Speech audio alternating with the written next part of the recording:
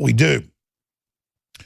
But once we got the statement from Bannon last night on Breitbart Radio about, oh, I love the president, nothing's going on, gee, I'm a nice guy.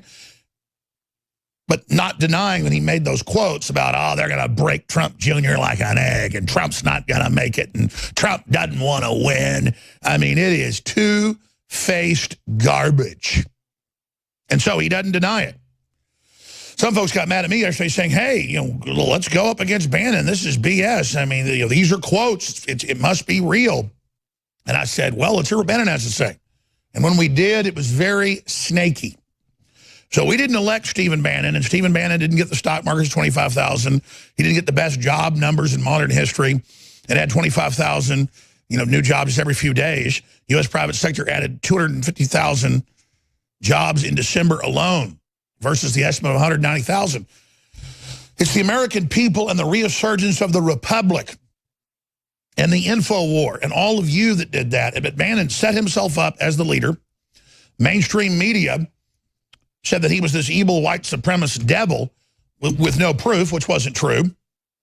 And now they say he's the best little darling angel cake the world has ever seen. I got to tell you, there's one thing I don't like above all others, and that's treachery.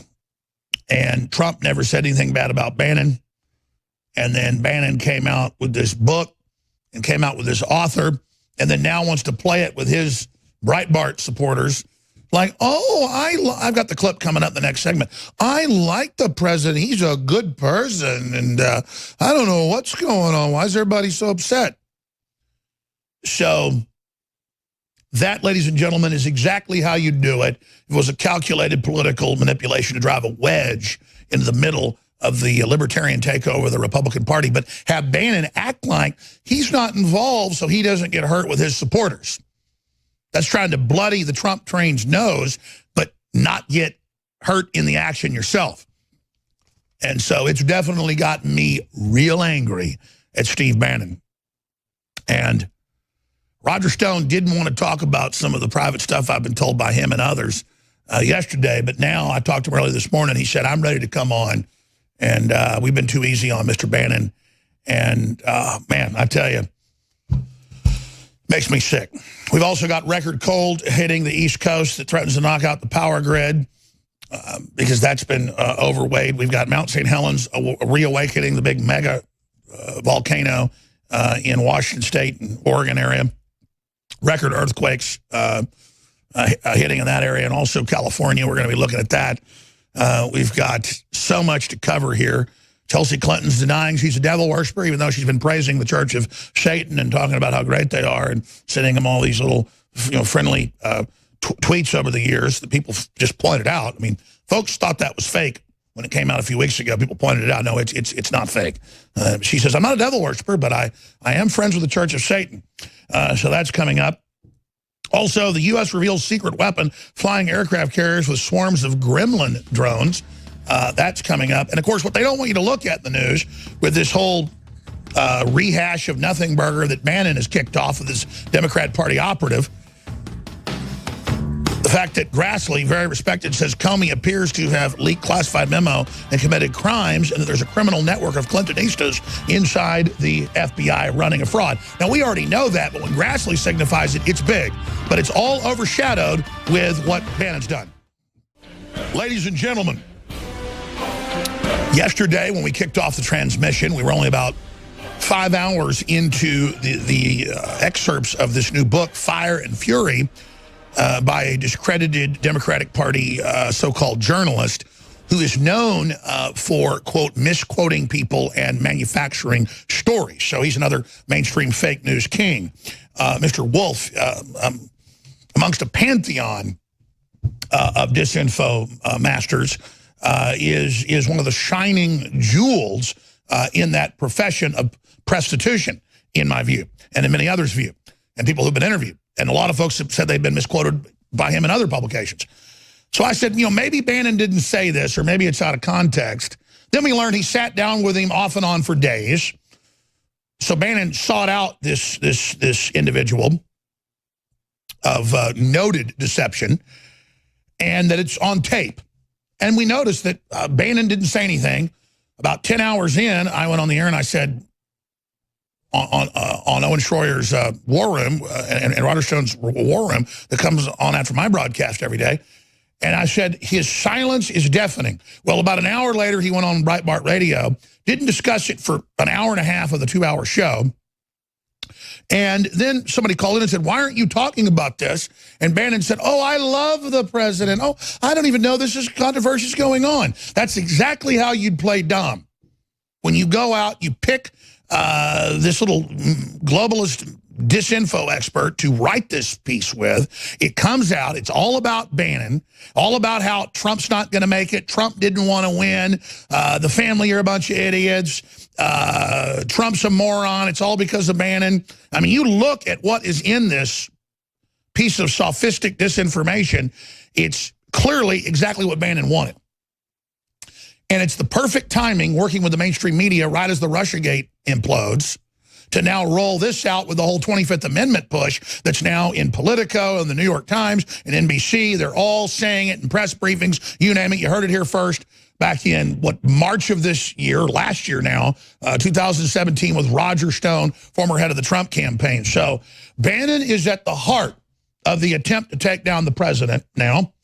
And it's just like something out of a Roman tragedy. It's like something out of what really happened with Julius Caesar. So as we go to Roger Stone to break this down to get his take on it, because the gloves are coming off here. I'm not going to let somebody, and I know you're not going to get in the way of our republic being restored. A nation can survive its fools and even the ambitious, but it cannot survive treason from within. An enemy at the gates is less formidable, for he is known and carries his banners openly. But the traitor moves amongst those within the gate freely, his sly whispers rustling through all the alleys, heard in the very halls of the government itself. For the traitor appears not a traitor. He speaks in accents familiar to his victims, and he wears their faces and their arguments. He appears to the baseness that lies deep in the hearts of all men. He rots the soul of the nation. He works secretly and unknown in the night to undermine the pillars of the city. He infects the body politic so that it can no longer resist. A murderer is less to fear. The traitor is the plague. That is Marcus Tullius Cicero, member of the Roman Senate and famous historian and orator and philosopher. And I have to say, Bannon's response going, I don't know anything about this. I love the president, but not responding to the quotes, not denying the quotes. And we now know there's tapes. You read this, and it is unbelievable attempt to bring down the president. I mean, it is aimed at the president 100%, not just a pissing contest with Jared Kushner. And now that I've had time to go over all this today and yesterday, by about midnight last night, I was sure of it. And Trump slams Bannon, says X8 has lost his mind. He hadn't lost his mind. He's cold-blooded. Scoop, Wolf tape interviews with Bannon, top officials. Trump attorney sends Bannon cease and desist letter for disparaging comments. Bannon loses support from pro-Trump billionaire backer over media fights. Didn't a fight. Bannon started it. Trump Tower meeting with the Russians, treasonous. Bannon says an explosive book. Again, Steve Bannon tells Michael Wolff Trump is not going to make it. See that? It's like Tokyo Rose. Benedict Bannon. Donald Trump didn't want to be president. This is the crap coming out of Stephen Bannon. And then when it all comes out, oh, despite blast by Trump, CNN says, Bannon reiterates support for the president, and he just doesn't know why, and he's such an innocent person. CNN now loves him so much. Bannon's just a sweet little cupcakey. Meanwhile, Breitbart and Infowars readers pretty much unanimously side with Trump on war of words with Bannon. Not a war of words. Bannon, if you get mugged, you weren't in a fight, okay? Everybody's calling this a fight. Bannon stabbed the president and America in the back. It is not. It is not a fight. If somebody rapes your wife, she didn't cheat on you. Gosh, I'm getting angry. So, I was waiting to see what Bannon said. He played it exactly like a snake. Now, that's what I think. I don't know what Stone thinks exactly. We'll get Roger Stone's take on this, but I am enraged right now. Roger Stone, Infowars.com reporter and analyst, chief media analyst and political analyst who has been trailblazing all the major breaking news. It's incredible what you and our team, Corsi and others have been doing. You know I don't like to infight, and you know I don't like to get like this, but I'm here to tell you This isn't infighting. When we catch somebody lower in the drawbridge like this, and now we know is the chief leaker trying to derail everything, I think Bannon has been an operative from the beginning, Roger. Go ahead. Well, Alex, like you, I wanted to give Steve Bannon the benefit of the doubt, particularly in view of the fact that this author, Michael Wolff, has a long history of fabricating quotes and making things up. Only yesterday, Tom Barrack, one of the president's closest personal friends, who runs a real estate opportunity fund in California, came forward and said that Wolff had completely fabricated quotes from him. But now we learn that Mr. Wolff has tapes and that Mr. Bannon, very sadly, has been caught in an act of absolute betrayal.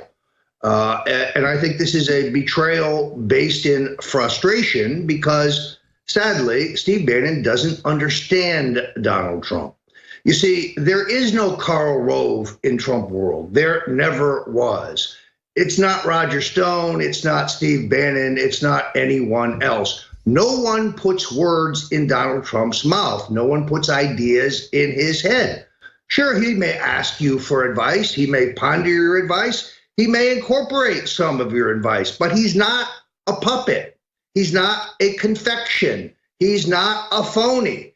He's genuine. He's authentic. He's real. Yes, working for him can be frustrating if you think you're in charge, but the idea that Steve Bannon even gave himself the title of chief strategist was a bit of an insult. You see, Donald Trump is his own strategist. And how's he done? Pretty well, I'd say. He came from behind to beat 16 other people for the Republican nomination, all of them more accomplished in politics than he. And then he staged the most improbable come from behind victory, where he was massively outspent and outmatched by the mainstream media.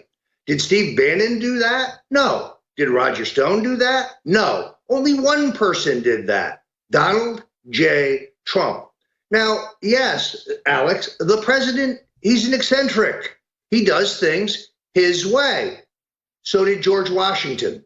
So did Andrew Jackson.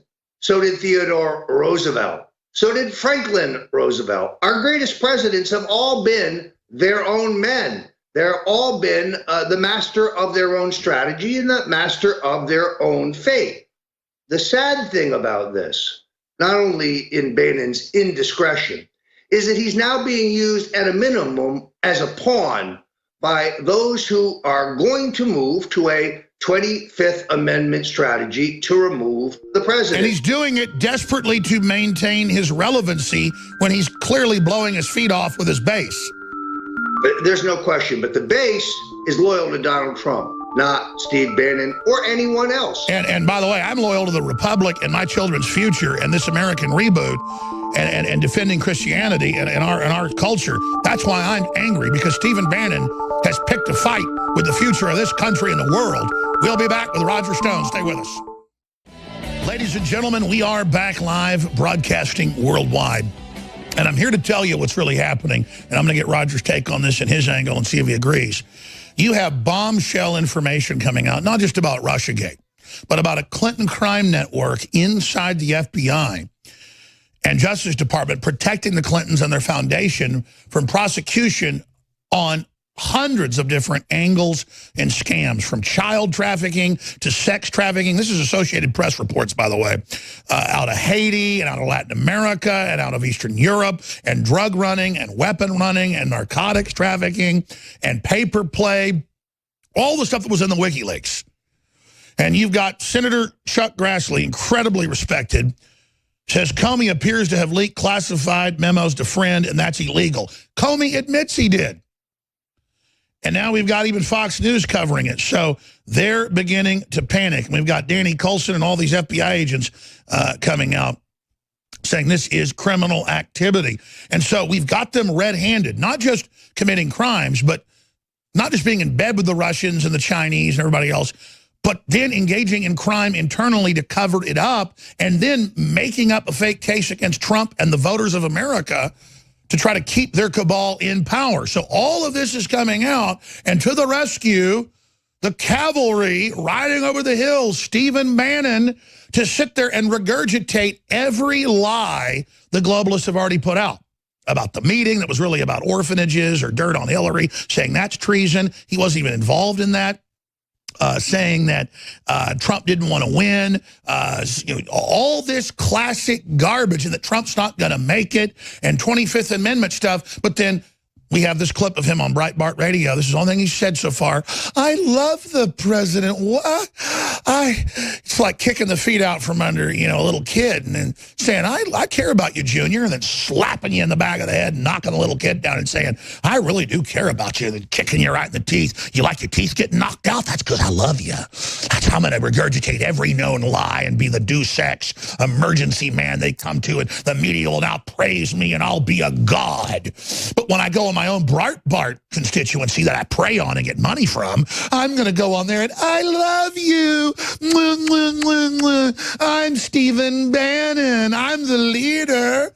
I was George Washington. I'm the reason there's a country. We launched the Liberty Movement. We launched the resistance. It wasn't Infowars. It wasn't Drudge. It wasn't WorldNet Daily. It wasn't Daily Caller. It wasn't Ron Paul. It wasn't all of us working for decades. It wasn't Trump 30 years ago writing op-eds and paying hundreds of thousands of dollars for full-page ads against NAFTA and GATT. It wasn't his father giving money to the John Birch Society, going back 60 years fighting the globalists. No!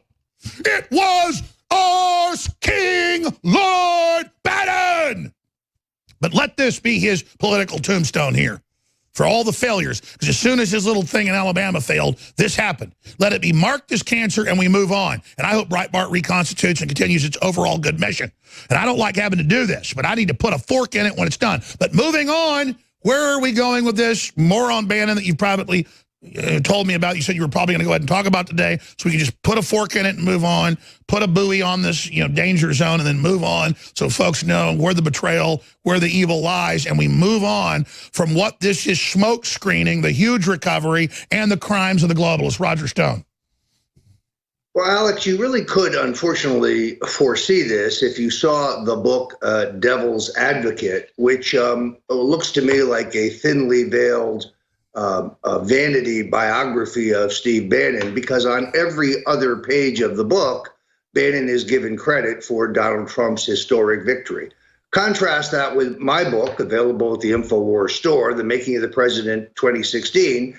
I think I'd give credit where credit is due, to Donald J. Trump, to his vision, to his courage, to his chutzpah. This guy took on the globalists, took on the mainstream media, took on the two-party duopoly, and he whipped them. He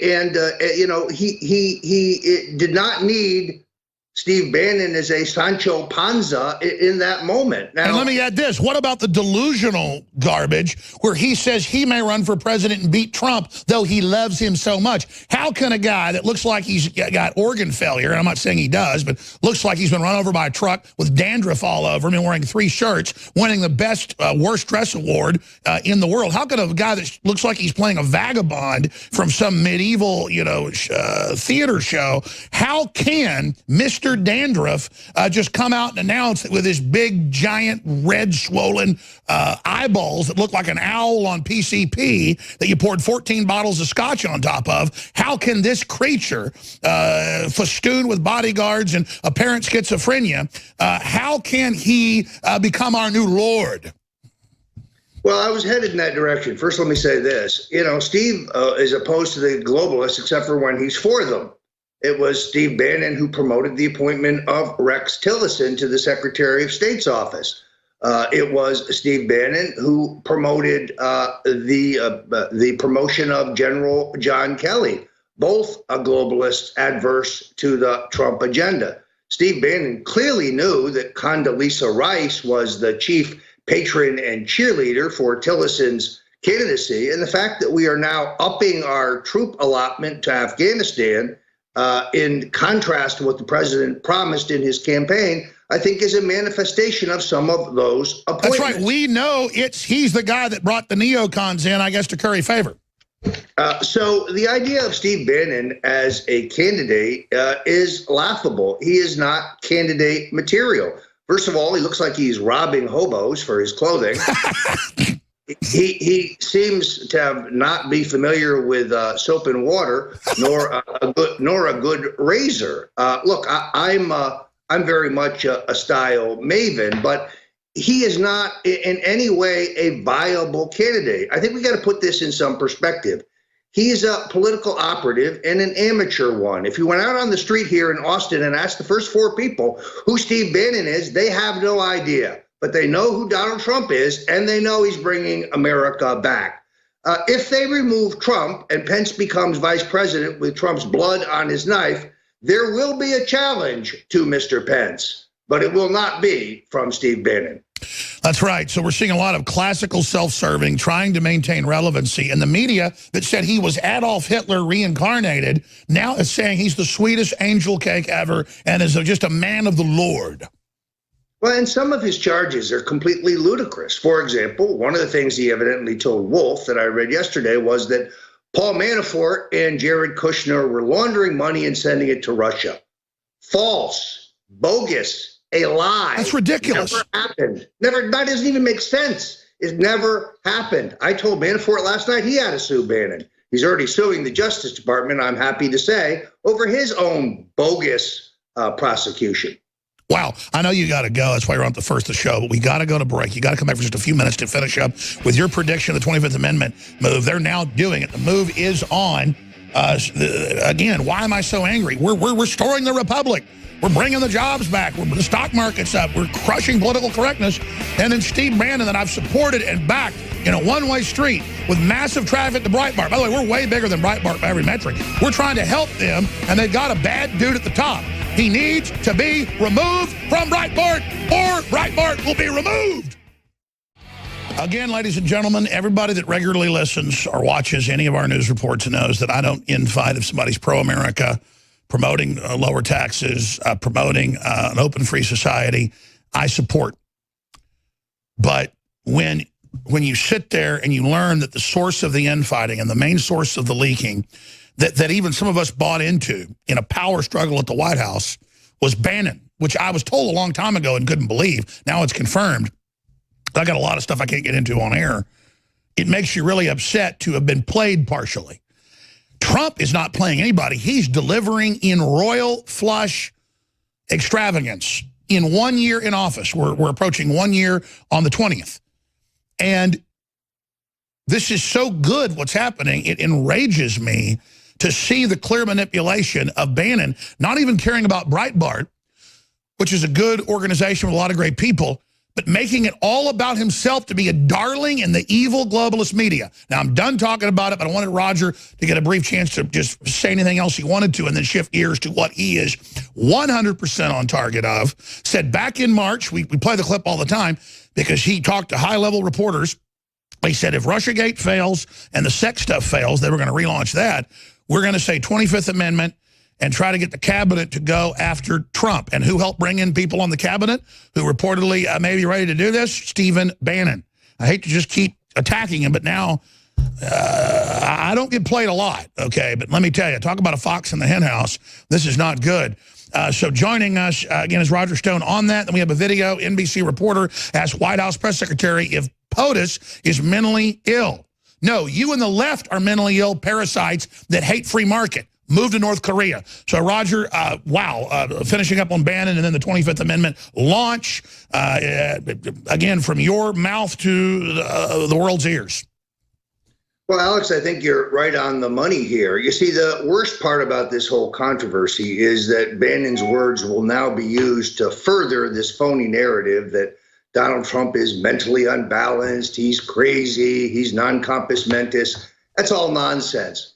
Is he eccentric? Yes. Every one of our greatest presidents have had their own personal style. And Donald Trump's style is not, say, George W. Bush's style. In other words, unlike George W. Bush, Donald Trump doesn't need some idiot whispering in his ear telling him what to say every minute of every day. He's his own man. But make no mistake about this.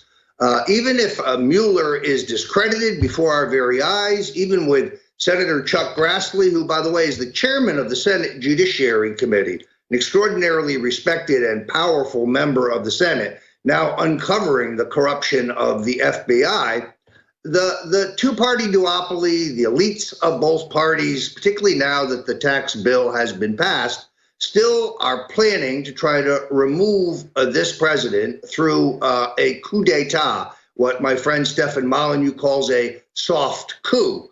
And we know how this works. You would need a majority vote of the cabinet plus the vice president to remove Donald Trump. Now, the president would have the right to appeal that to the U.S. House of Representatives, where, of course, Paul Ryan is in full control. I'm not saying that the caucus would vote to remove the president unanimously, but I think the votes, combined with Democrats, could probably be found for such an illegitimate action. This is the greatest danger. And now, sadly, I think Steve Bannon's entire strategy is transparent. Evidently, he now supports the removal of our president in some misguided view that he, Steve Bannon, could then challenge Vice President, then President Pence, and the boast that he, Bannon, would run better among evangelicals than Pence. Well, if Mike Pence should become president and does so with the blood of Donald J. Trump on his knife, he will not be the Republican nominee for president in 2020, even if he is a sitting incumbent president at that time.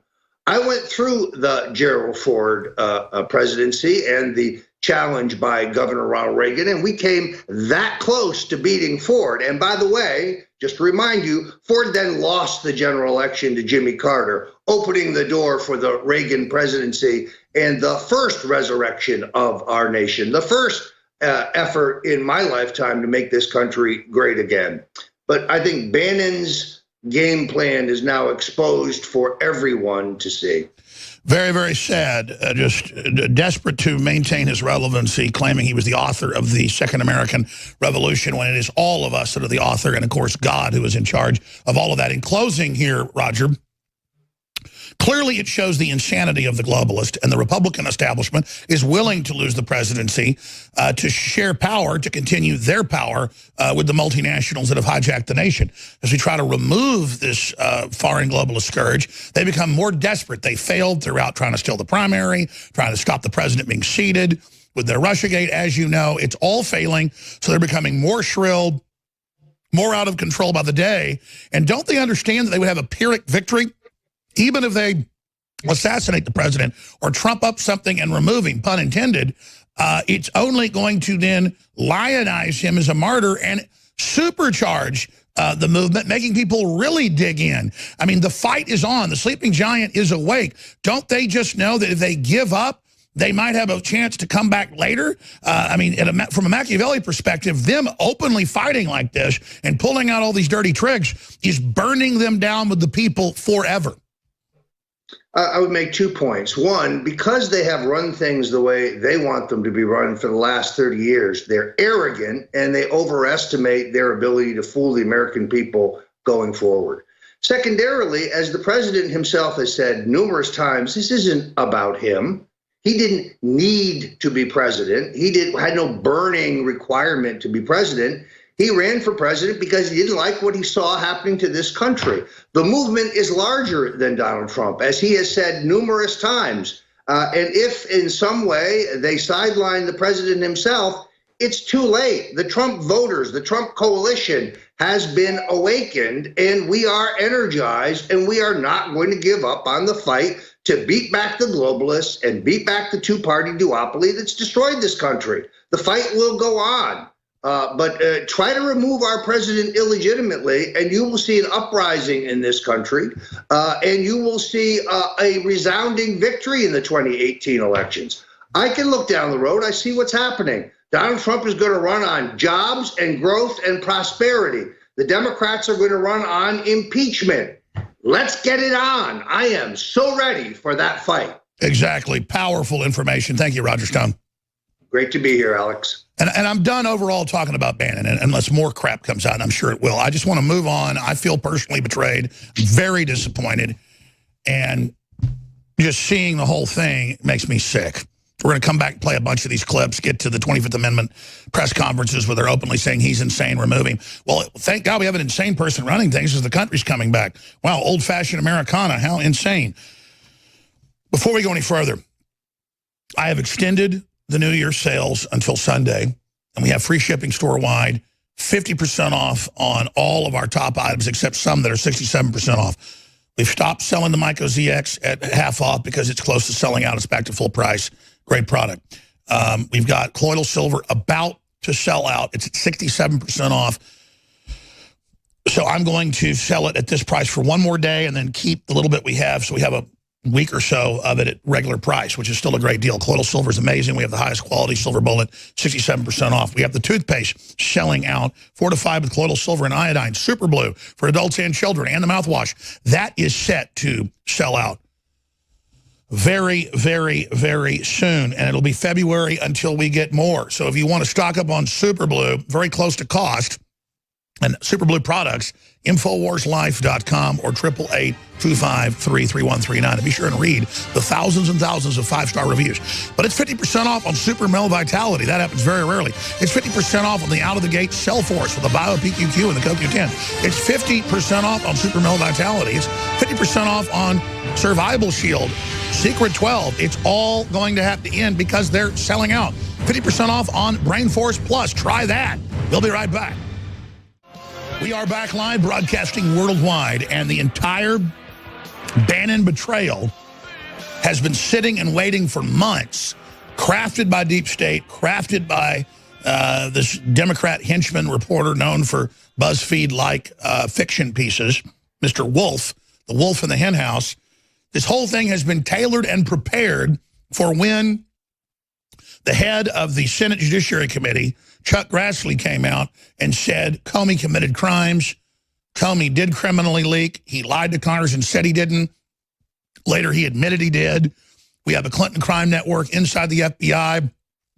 The FBI coterie of Clinton underlings has been covering up crimes for decades and persecuting and prosecuting innocent people to try to have a soft coup against the American people's move to put an American restorationist or populist back in the White House. And if Trump's anything, he's a populist people's president delivering with classic policies that empower the people. And it's breaking on Infowars.com. We have the articles. We have the breakdowns of this. Justice Department from the Washington Examiner reopens Hillary Clinton email investigation. We knew that was coming. Criminal investigation reopened. The FBI previously investigated and declined to criminally prosecute Hillary Clinton for her use of the email server. We now learn that Comey had given her a letter months before saying the investigation's over. We're going to stage the interview. It's fake. Everything's okay. And not under oath. And then they sent over the very FBI agents involved at the Bureau with the PP dossier. All of them. Struck and all of them. The current weasel that's retiring, McCabe, all of it. The Department of Justice has caved to pressure from the White House and is reportedly reopening the investigation into former Secretary of State Hillary Clinton's use of a private email server that was totally illegal. And it goes on from there. So that's what all of this is about. Trump is insane. Trump's a racist. Trump does this. Trump does that. Because you've got U.S. private sector added 250,000 jobs, 250,000 jobs in December alone, way above estimates. Job cut announcements, the lowest since 1990. New business startups, the highest since 1984. Trump's about to make a big push against all the welfare queens that doubled under Obama, doubled to 100 million people on welfare and food stamps. To scale back welfare programs has the Republicans on edge.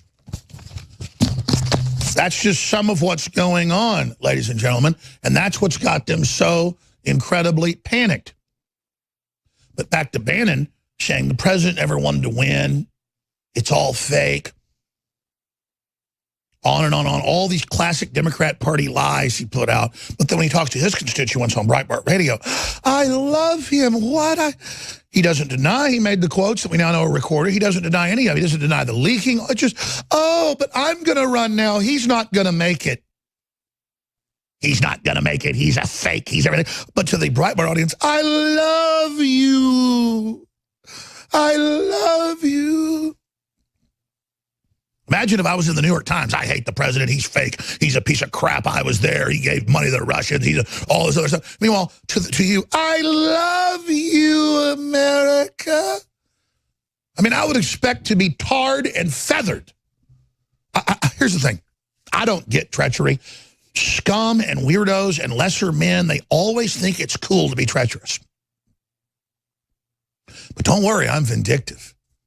And I know the Lord says vengeance is his, and I understand that's God's prerogative. But I tend to think God works vengeance through men, doesn't he? Men that are willing to do whatever it takes. So I've asked to be that vessel if and when God ever chooses for whatever purposes. Because I am sick of scum. I am sick of liars. I'm sick of betrayers, and I'm sick of how these wimpy... You know one thing, people that are real dirty and floppy and have dandruff all over them and don't care how they look or whatever, that always lets you know they're so self-centered, they don't even want to look good for you. And they don't even respect themselves, so they don't respect you. And that's Stephen Bannon, a big, dirty, fly-covered creature just like Hillary and Obama. He's a pile of feces. Now... Excuse me, I just have to be honest. It just happens sometimes. Meanwhile, Washington's growing obsession with the 25th Amendment. Oh, Infowars is fake news. We just told you back in March from the meetings that was going to be their next push. The Alzheimer's, the on and on and on. The early onset dementia. And here are the stories. NBC, CNN, Associated Press, Reuters. It's everywhere. Gone is Bannon's a Nazi. The new thing, Bannon's an angel that loves the little black babies. He's a good man. We can trust anything he says. Forget our flip-flop. Washington's growing obsession. The 25th Amendment. Politico, why? We get the news first from them, not that Infowars. And then NBC reporter asked White House press secretary if POTUS is mentally ill. Should Americans be concerned about the president's mental fitness? Well, that's like asking the reporter, do you rape your husband? Do you rape your wife? Do you rape your dog? Do you go out in the middle of the night and climb up in trees and put on clown suits? I mean, do you swim the English Channel on Christmas Eve every year? I mean, how many angels dance on the head of a pin? It's like they just do these accusations and then they just let them hang there. What about the president's fitness? I mean, he's restoring the republic, fulfilling his promises and fighting to fulfill the others. And it just, again, it's all about their hoax, all about their lies, all about their hate, all about them capturing the country, all about them one more time beating us over the head into their submission. So here is a clip of the so-called reporter, of the little errand creature, the little errand boy, little errand girls that go in and they spew the talking points like a bunch of lemmings that just, like hocus pocus, they just keep casting the spell, but it doesn't work anymore because the spells never worked. We were all asleep. You were running things because we were asleep. You were at the wheel because we were asleep, not because we were scared of you. Now we see you at the wheel. Let's play the clip. Questions. I'll try to make these simple. First, did the president... You don't think I can handle the hard ones? Did the president's son, Donald Trump Jr., commit treason? I think that is a ridiculous accusation and one that I'm pretty sure we've addressed many times from here before. John Decker. If I can ask you, after the tweet about nuclear threats, the nuclear button tweet, should Americans be concerned about the president's mental fitness, that he appears to be speaking so lightly about threats regarding the nuclear button? I think the president and the people of this country should be concerned about the mental fitness of the leader of North Korea. He's made repeated threats. He's tested missiles time and time again for years. And this is a president who's not going to cower down. The past day or so, we've seen President Trump attack the press, the Justice Department, and now his former ally. Back that up again. Think about the underlying thing here. Not just that it's a talking point, not that it's pure bull. Kim Jong-un says, we may go ahead and just nuke you first. We can totally destroy you. We'll blow up South Korea. We'll blow up Japan. We'll attack whoever we want. The point China even said, stop it. And our president says, well, we've got a big nuclear arsenal and ours works. If you try to hit us, we've got a big force. That's standard for a president to say. If somebody's threatening. During the Cold War, our generals said that all the time, and the Russians would shoot their mouths off back and forth. The progenitor, the guy that kicked this off, is Kim Jong-un. And the media acts like Kim Jong-un and Trump are measuring their wee-wees, in all these editorial cartoons and the rest of it. What's going on is we've got a mad, crazy demon, never worked a day in his life, a hereditary dictator with nuclear weapons, thanks to the Clintons, the globalists, the communist Chinese, and Trump standing up against it, and the whole world's in peril because of them, because of communism, because of globalism. But the traitor press sits there in one of our most dangerous hours and says our president's mentally ill, giving aid and comfort to the enemy. They're the traitors. They're involved in treason. They're the plague. They're the danger. Finish the clip, please. Nuclear threats, the nuclear button tweet. Should Americans be concerned about the president's mental fitness, that he appears to be speaking so lightly about threats regarding the nuclear button? I think the president and the people of this country should be concerned about the mental fitness of the leader of North Korea. He's made repeated threats. He's tested missiles time and time again for years. And this is a president who's not going to cower down. The past day or so, we've seen President Trump attack the press, the Justice Department, and now his former ally, Steve Bannon. By attacking critics and key institutions in our democracy, isn't the president engaging in authoritarian behavior? Not at all. The president's simply responding often to news of the day. I think we're going to go to break. That's good. Exactly. Fighting back against known lying scum, just countering them is authoritarian. So mentally ill, authoritarian, dangerous, gonna nuke the world. These people are the enemy. All right, folks, if you just joined us, it is just insane what's going on. The economy is coming roaring back.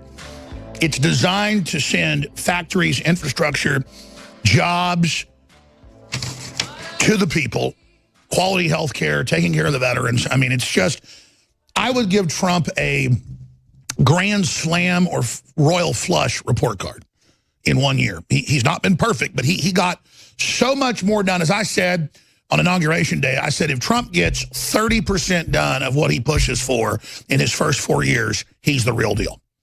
Because any piece of what he's done just dominoes the entire globalist operation worldwide.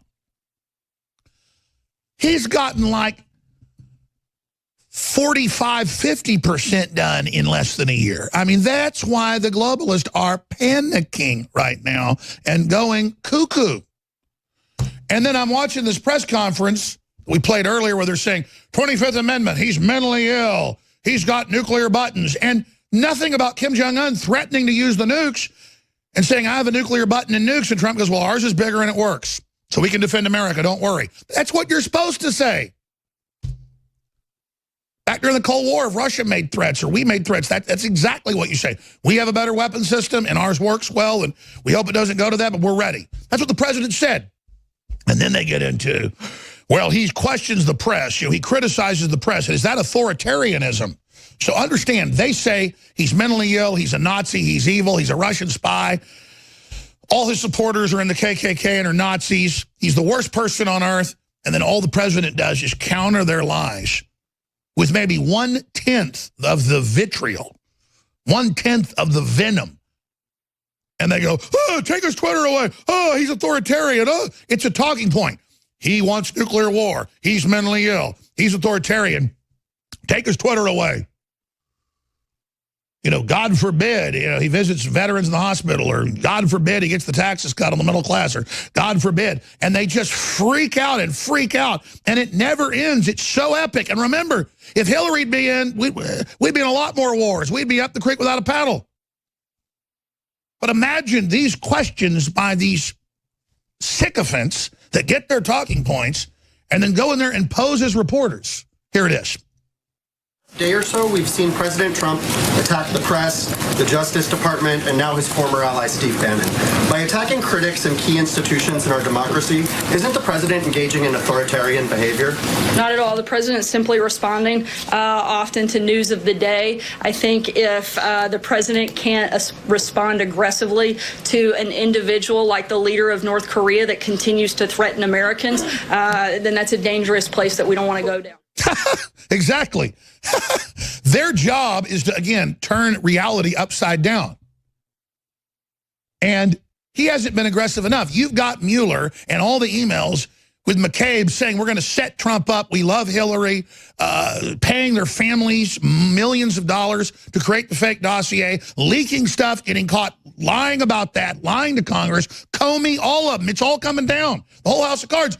And their answer is to say, when we call him a Russian criminal and try to indict his family with made-up crap, he fights back and says it's a political witch hunt. We just say hashtag hunt Republicans and we kill them and we shoot them and we beat them up, we throw coffee on them and we, you know, it's okay though because we're the nice people. We're just going to kill you. And how dare you stand up to us? It's like the Palestinians. We're going to blow Israel up if you fight back. You know, oh my gosh, you fought back. And it just gets old with you people. You walk up, you punch us in the face over and over again, and then you flip out and we fight back. Well, guess what? We just got started. And if you take Trump out, it's even better for us down the road. We cannot lose as long as we keep fighting. Scientists reported with unprecedented alarm that the North Polar ice cap is, in their words, falling off a cliff. One study estimated that it could be completely gone during summer in less than 22 years. Another new study to be presented by U.S. Navy researchers later this week warns it could happen in as little as 7 years. Tonight, with much of the country in a deep freeze, the Great Lakes are battling a record-breaking, bitter onslaught of snow. Tonight, more than 200 million Americans dealing with an Arctic blast. Winter weather alerts from the Rockies to New England, even into the deep south. Well below zero for wind chills once again, and the pattern is such we might see some snow across the southeast on New Year's Day.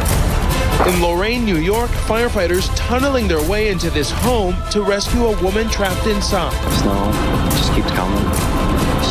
Don't stop. The co-founder of the Weather Channel now says man-made global warming is a myth, made up to push a political message. This is an incredible, bad science. Defending the Republic from enemies, foreign and domestic. It's Alex Jones. Man-made global warming, anthropogenic warming, they've now moved on to climate change because you can't deny that's always happening.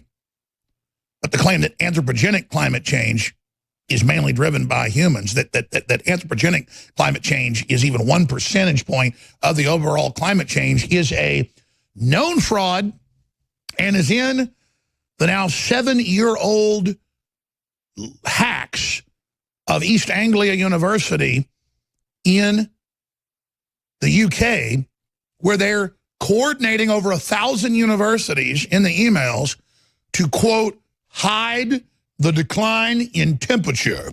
At that point, going back 16 years before 2010, so go back in the numbers,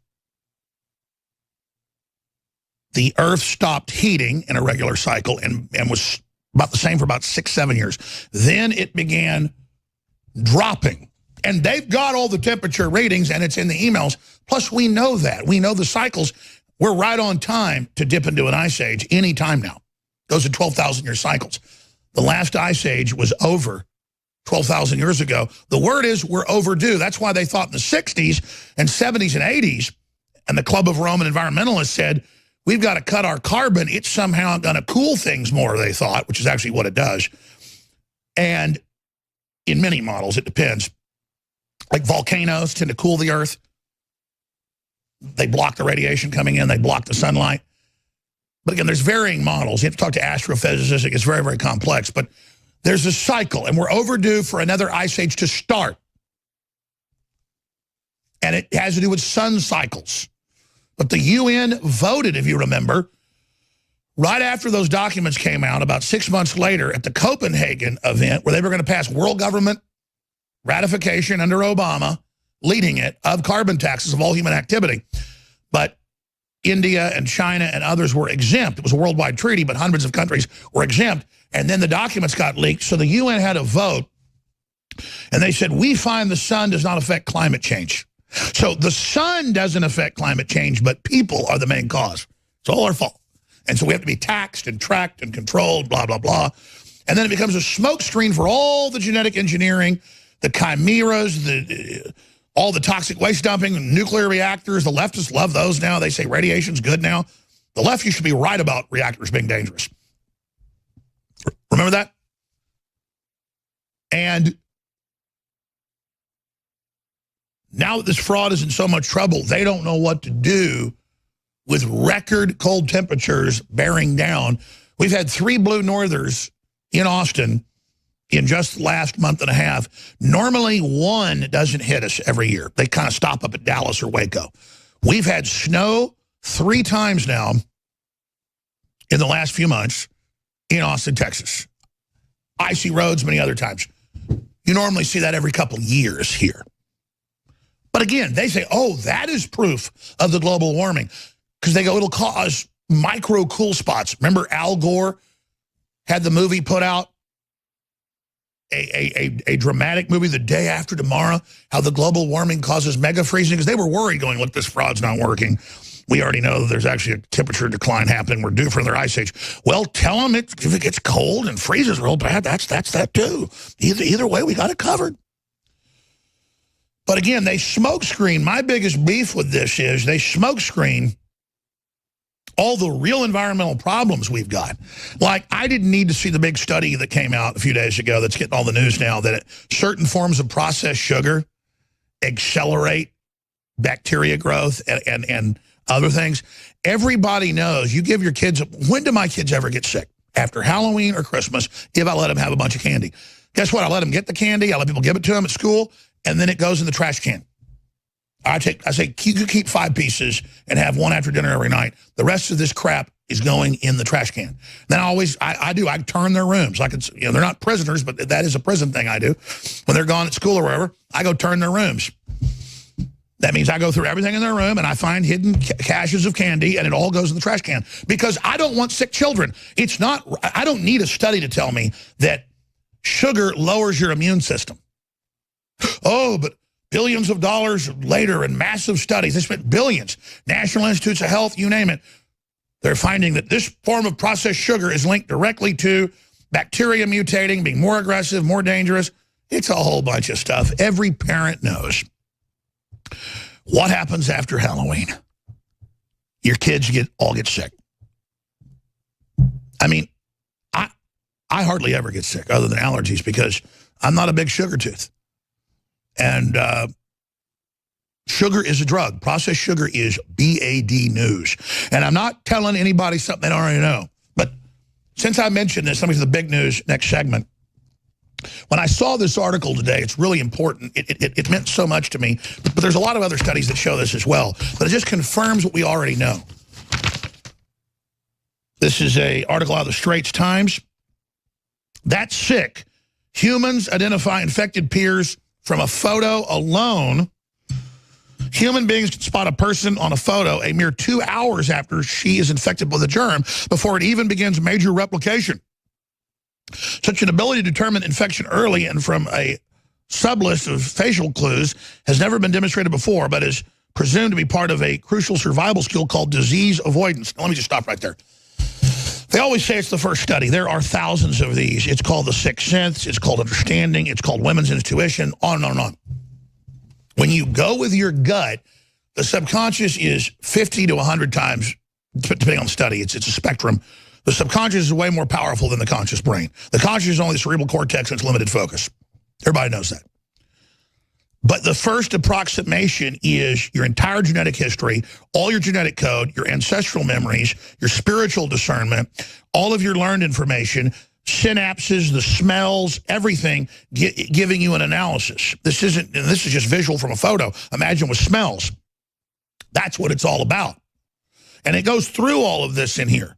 But why is this important? Because they made fun of this quote. Trump's secret, he goes with his gut. This is CNN, how Trump sees himself.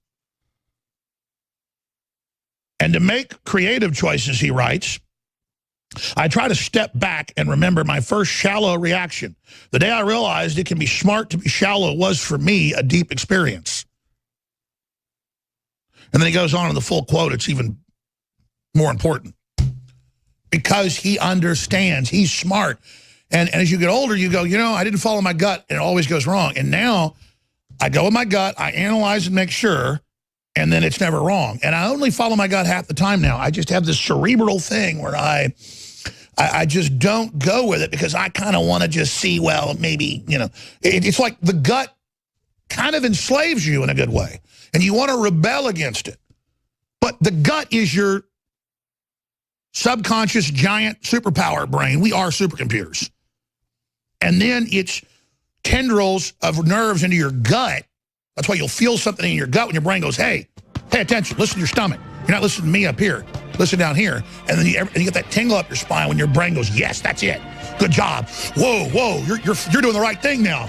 You're lined up with reality and God and your ancestors and everything else. You feel good now, don't you? Now you're following the supercomputer. Now you're following God's light. Now you're strong. Now you are unstoppable. Everything isn't just in the books we read, is it? It's all in our gut. Welcome back to Infowars, Infowars.com, Newswars.com. This is the syndicated radio/TV transmission aired on UHF, VHF stations, cable stations, and over 200 radio stations across the country, and simulcast for free to the public at Infowars.com/show. And when they're not censoring it on Twitter, Facebook, YouTube, and other platforms, if you're watching us on one of those platforms, please share those live video links saying, hey, this is big, important breaking news. Here's what's really behind so many of the big issues of our day. That's how we get around the censors. It's how we destroy the globalist, is word of mouth by you. You are the resistance. You have the power, so I salute you. Now, it was first back in March that Stone said the word is they're going to cook up a 25th Amendment deal and say he's mentally ill. And he talked about that on air. But then in May was the first time he was ready, May 15th, to go on record at least 3 months before they began to say early onset dementia, early onset neurological disorders, Alzheimer's spectrum. That's what they were pushing in editorial meetings with the head brass at the Washington Post and the New York Times. Stone had talked to those people. Now, when he said this in May, it was off record. Since then, he's talked about it on air. See, he told me about it at dinner that night.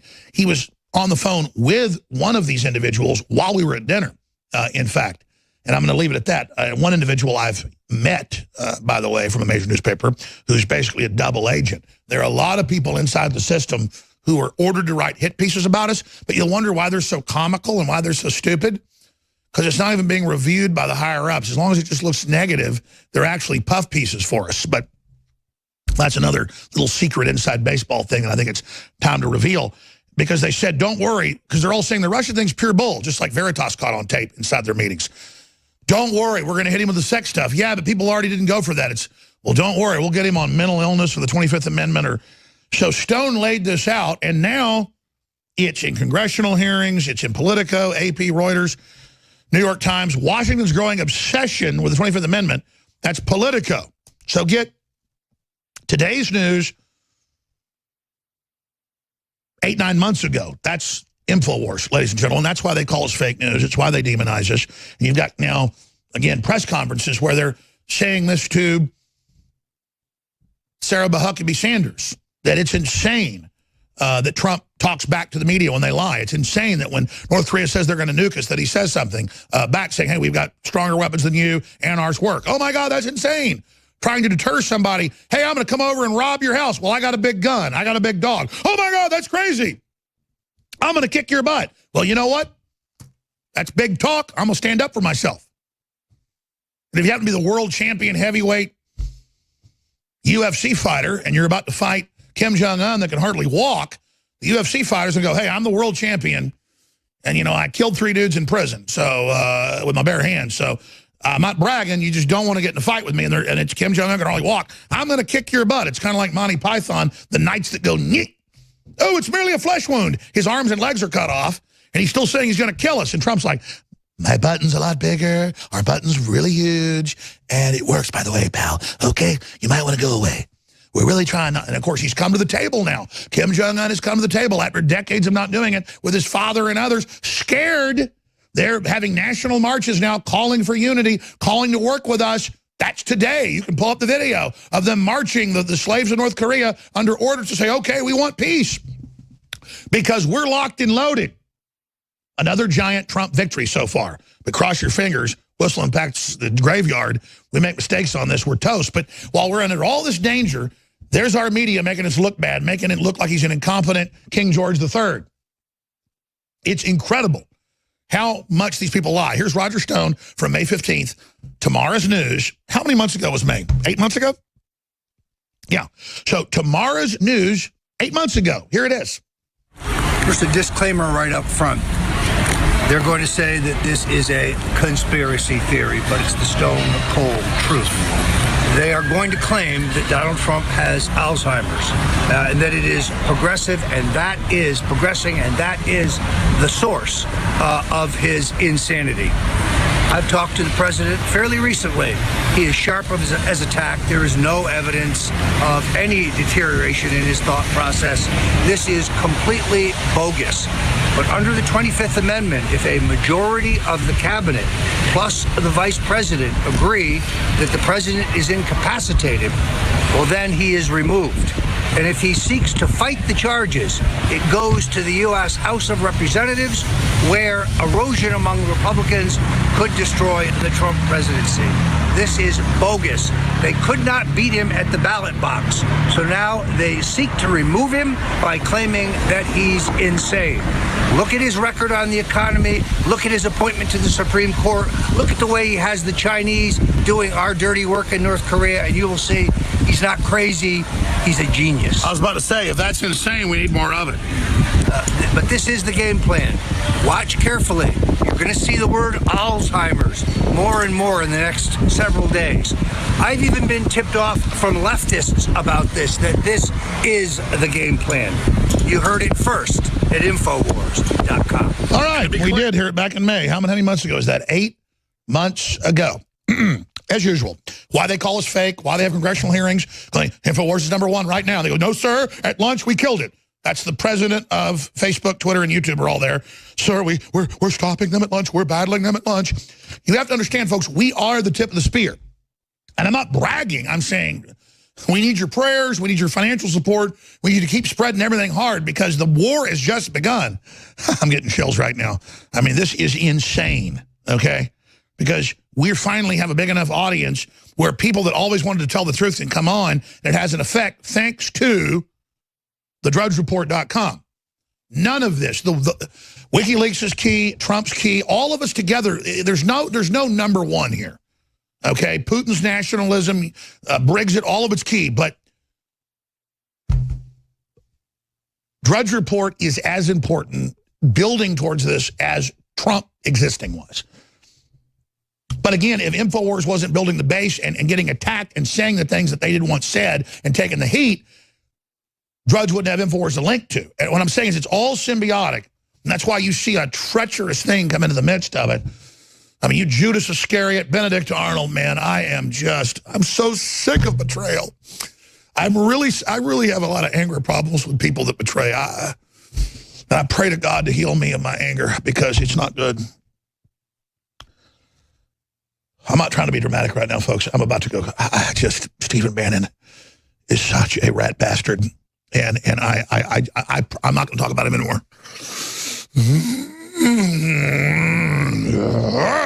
Because you know there's going to be more traitors, more scum, more little boys like him that want to be the king daddy, that want to be #1, that want to always be in the middle of everything, and that'll go creeping to the mainstream whores to sell us out one more time. Thanks a lot, Benedict.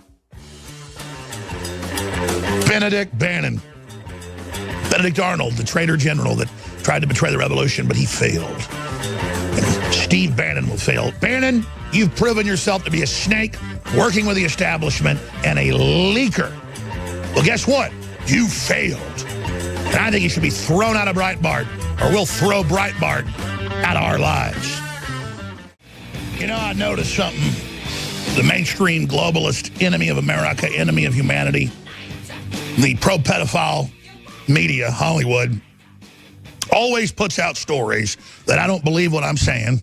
I don't believe what I'm doing. I'm an actor. I'm a fake, all this crap. Yeah, well, I guess this big act I've been putting on for 23 years almost has hit pay dirt then, because what we've been calling for and pushing for is starting to happen. And everything we've been warning you about has all been proven in spades. That is attacking somebody's honor to sit there and say they're a fraud. But again, it gives you a window into their mindset and who they are. They think we're dumb when we care and we stand for something. And I've had so many people over the years go, you don't really believe this, do you? Out in Hollywood and in media. And I go, yeah, I do. And they get blown away and they get scared. There's a big New York Times reporter and best-selling author who thought that I wasn't for real and did all these secret interviews with people around me. And then got even more scared and ran back to his editors and said, it's bad news. He means it all. Of course I mean it all. I'm not a delusional punk like you. I stand for things. I believe in things. And I, with you, our listeners, are building it. I promote what's been proven to work and what's honorable and good. I can't do bad things to people and then feel good about it. But I can do bad things to people that deserve it, but only to get you off my back or other people's back I love. And that means everybody. So that's why the Bannon thing makes me so upset. And yesterday I was like, reserve judgment. Let's not go there. Let's give him a chance to respond and say this is out of context, because this reporter is one of the biggest yellow journalist, fake news purveyors, in my humble opinion, and many other people's documented fact, saying that he misquotes him, he lies, he's duplicitous, he's a hatchet man, and a general amongst hatchet men. He's a senior ringwraith. And I said, let's give him the benefit, and then dead silence until the evening. And exactly in my mind, I said, if he's a traitor, he'll do it like he let a fart out in church. He'll just go, I love the president. I love him. We were wargaming it up here last night. I didn't even know he was on the air at the time saying it. And I said, if he comes out and goes, I love the president, I love him. I was just talking about problems in the White House, and I just want to help. That's when you know he's the total traitor, because that's exactly how you do it. Just because I don't manipulate and lie and deceive doesn't mean I don't know exactly how they do it. I just don't like having to delve into their minds and get on their level. I know how globalists operate, and then to pull back and go, wait a minute, you should really judge a book by its cover and look at everything about Bannon. And he's somebody that wants to be a winner, wants to be a big success. And I wouldn't say he's necessarily pure evil, but is a selfish creature, just like Glenn Beck. That's why the two hated each other so much, because they both wanted to be the kingpins. I will assure you the crown sits heavy, my boys. And I'm not saying I wear that crown. All of us that stand against evil and try to be honorable, who have great responsibility, know it's not a crown, it's a weight.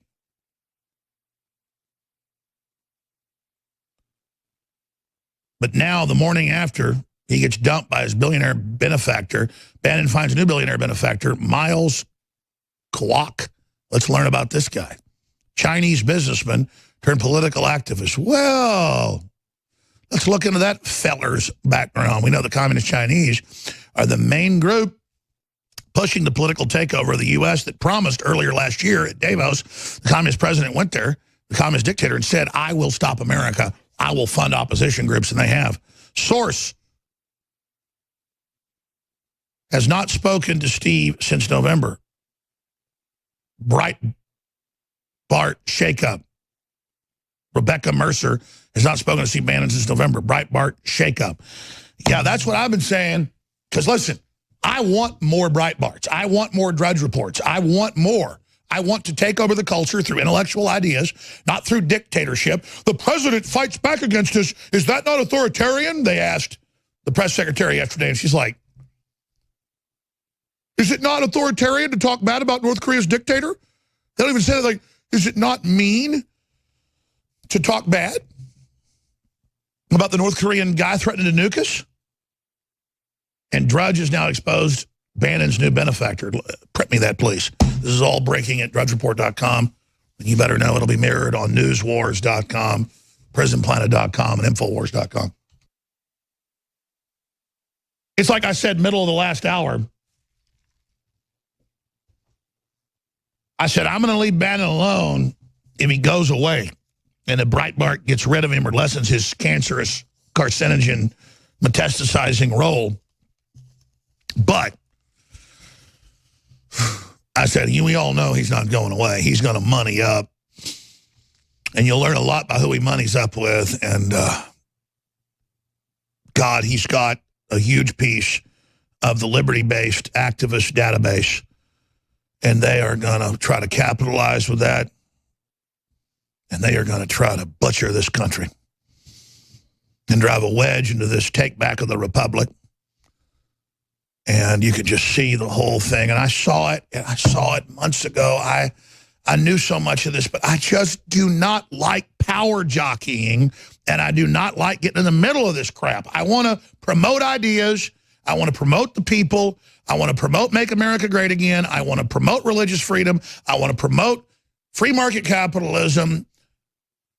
I want to promote parents running their kids' lives, not the state. And I just don't want to be the big wheel in D.C.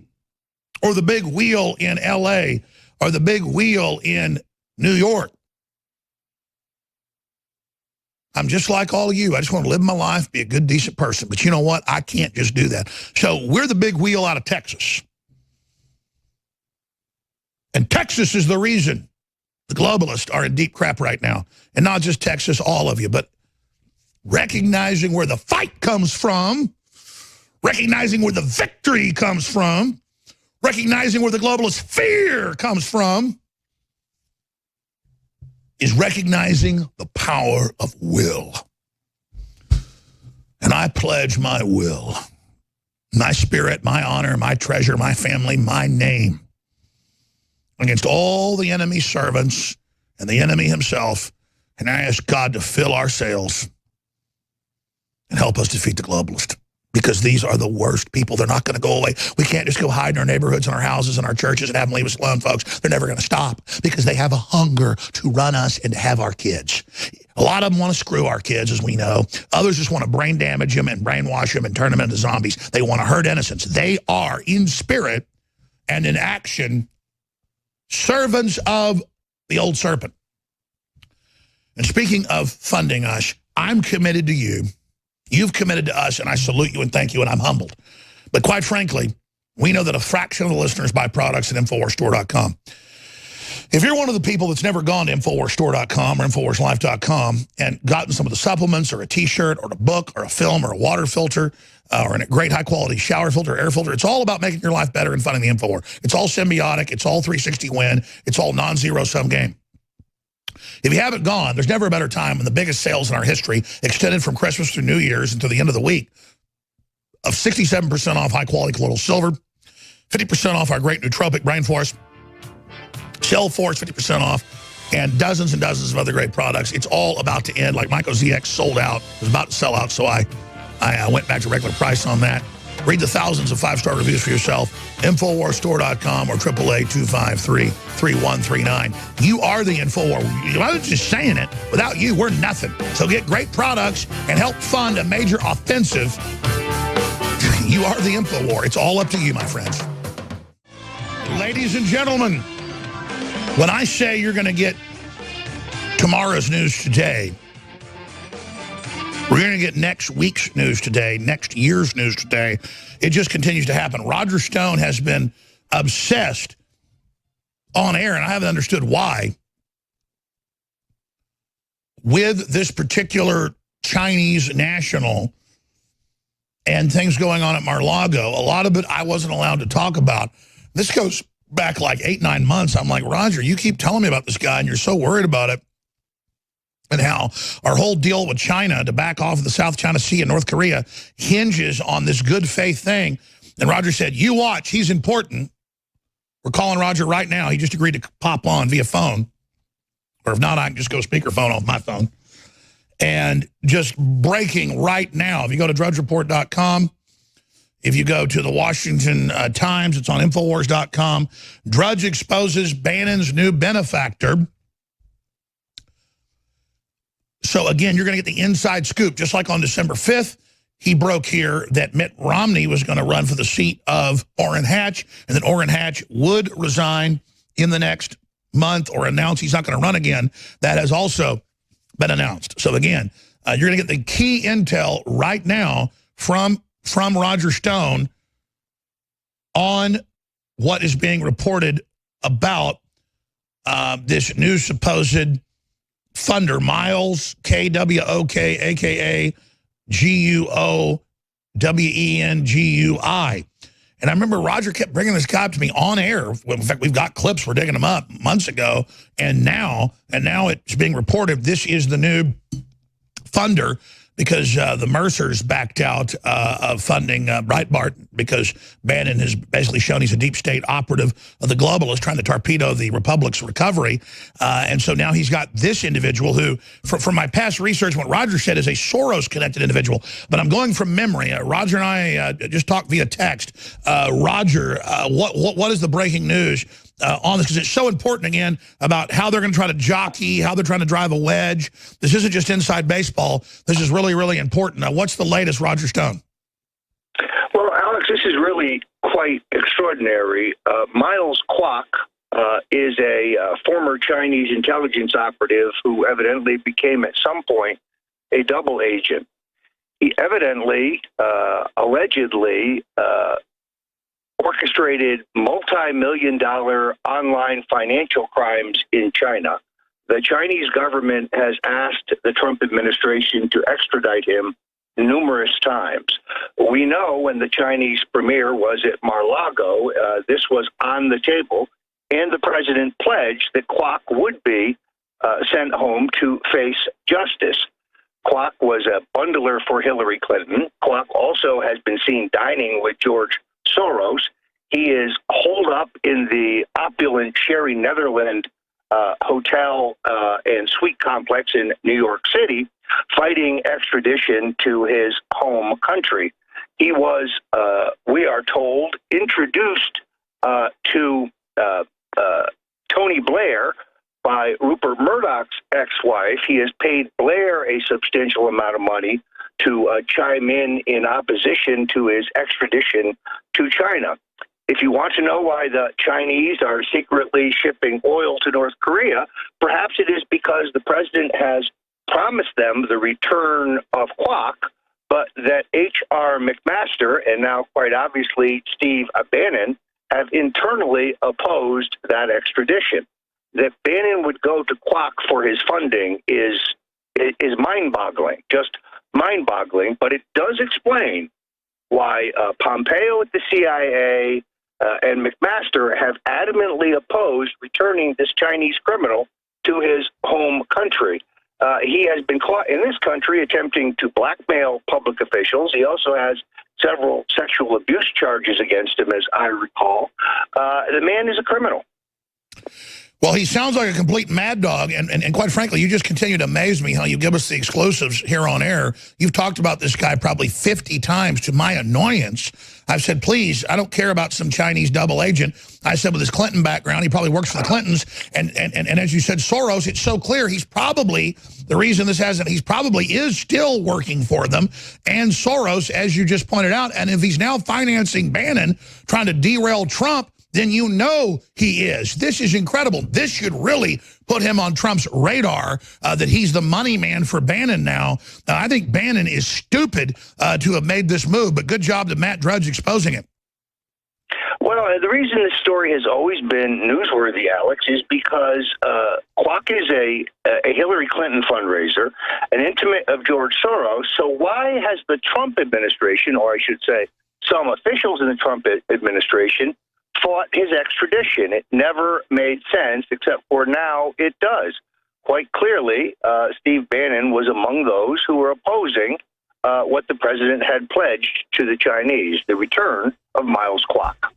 Roger, this is astounding, this Miles Kwok. Can you get in to what you told me? It's got to be 6+ months ago. You were out at Mar-a-Lago, and you talked about Bannon and a secret intelligence operation and Kwok, and you said it's so classified you couldn't even tell me. I just think it's important this get out there. Are you willing to talk about it?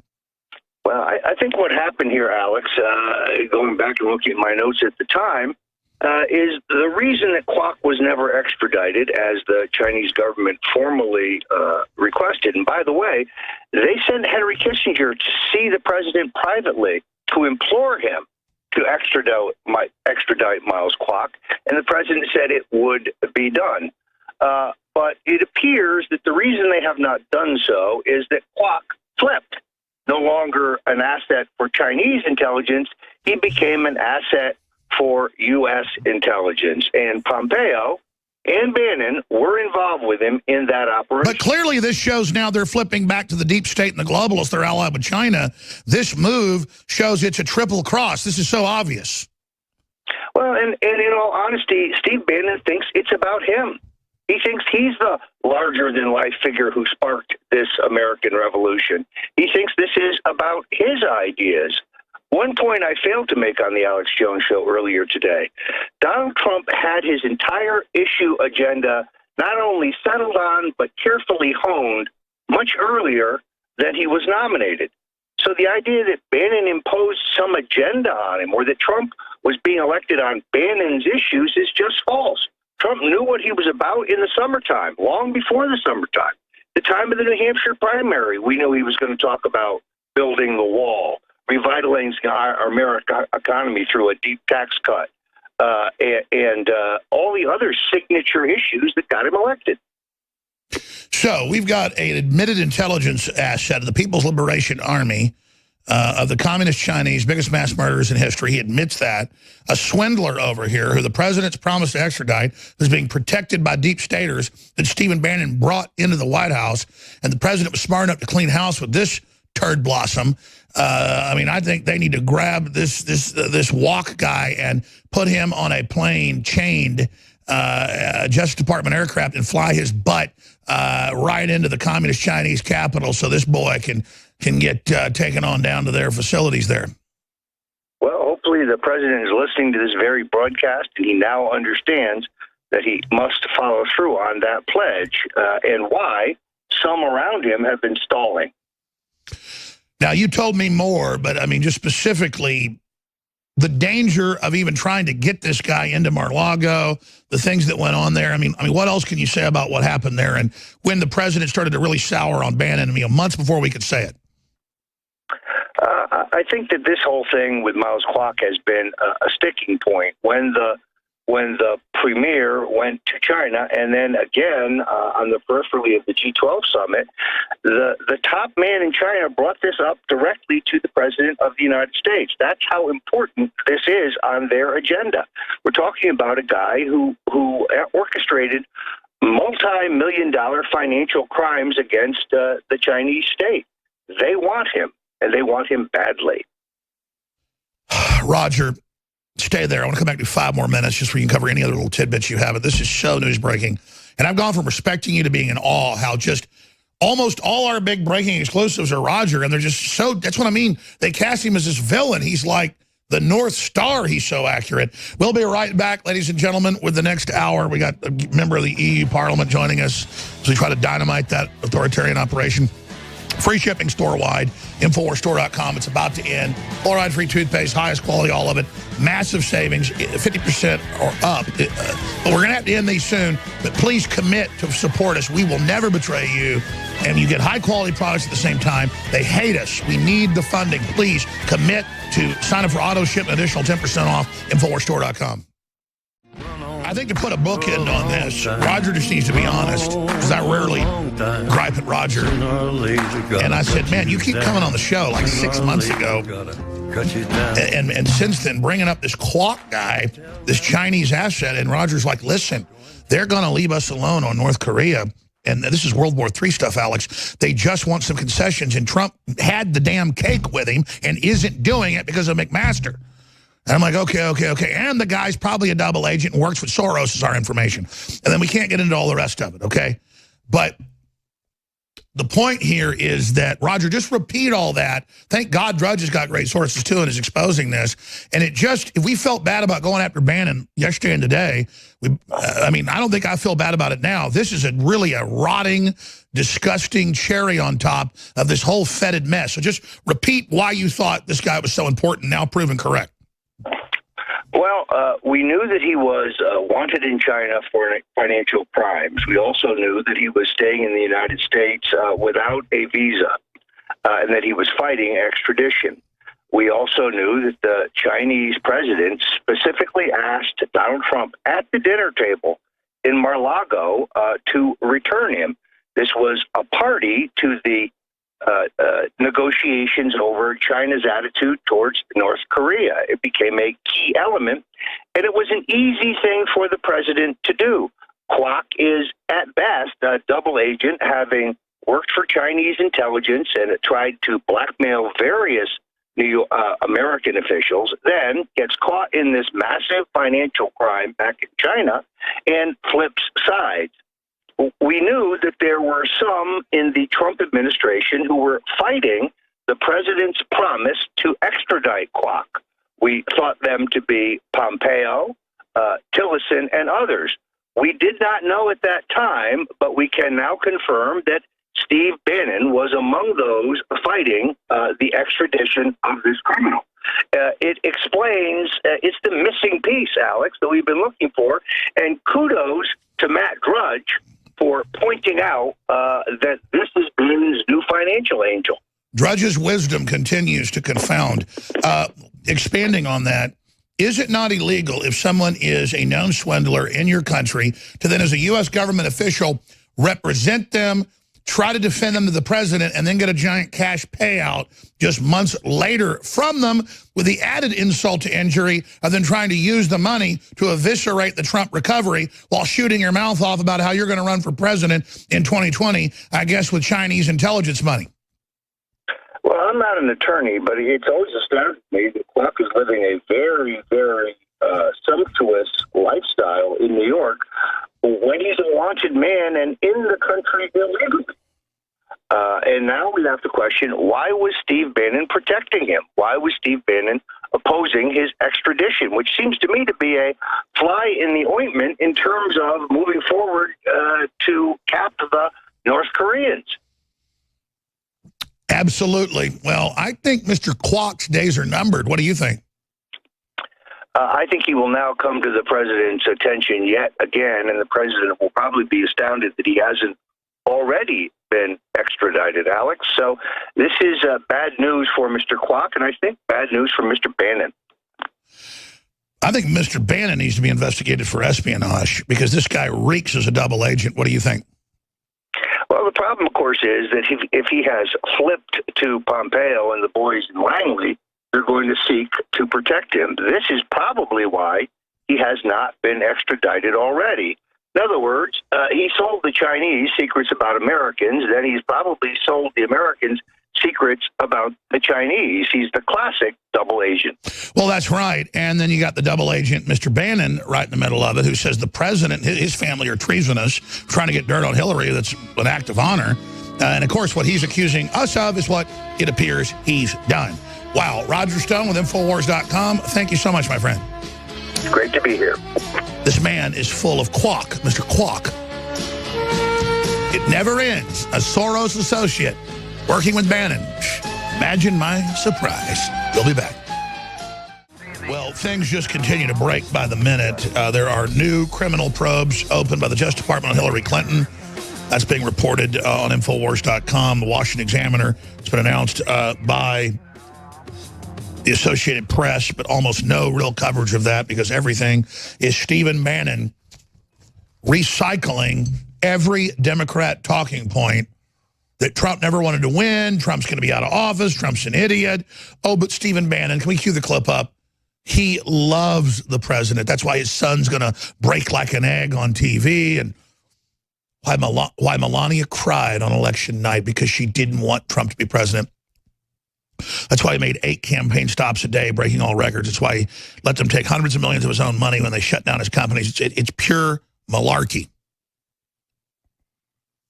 every disgusting globalist talking point. We're going to go to Janice Atkinson until the bottom of the hour. The Dr. Corsi joins us with big breaking news.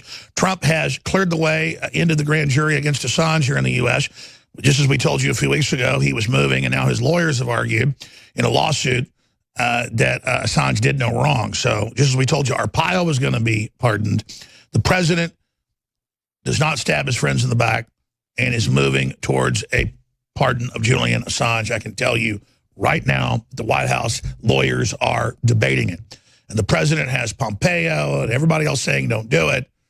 The president, as he said, is saying this is criminal activity of Hillary. I don't care who's got the stuff. And journalists are allowed to get leaked information. And so there's a battle going on right now. This is huge. That's coming up bottom of the hour. Janice Atkinson is a member of parliament from UKIP for the European Union, which, again, it's an unelected body that runs it, but then they have a ceremonial parliament that's elected from the nation states. And it's become not ceremonial. It is now basically breaking it up. And we've seen now northern European countries come out this week and say, we ought to play some clips of her sometime when she comes on from the great speeches she gives because she does an amazing job. JaniceAtkinson.co.uk is where you can see. In fact, we ought to get her on all the time and kind of play some promos of the great work she's doing because this is truly the front lines of fighting tyranny. There's a whole slew of important topics that she wants to get into with us today. But just at a base level, all the Islamic attacks, all the acid attacks, the record stabbing attacks, Germany announcing it's going to be illegal to say Muslims carried out terror attacks, Sweden saying we're going to let Muslims rape people. I mean, you read this stuff, UK city council saying, you know, don't prosecute Muslims that rape people because it's their culture. I'm not trying to be anti-Muslim. God, they've been feeding on their own people forever. What is going on? And as UKIP gains ground, what is the EU doing to counter-strike against this awakening?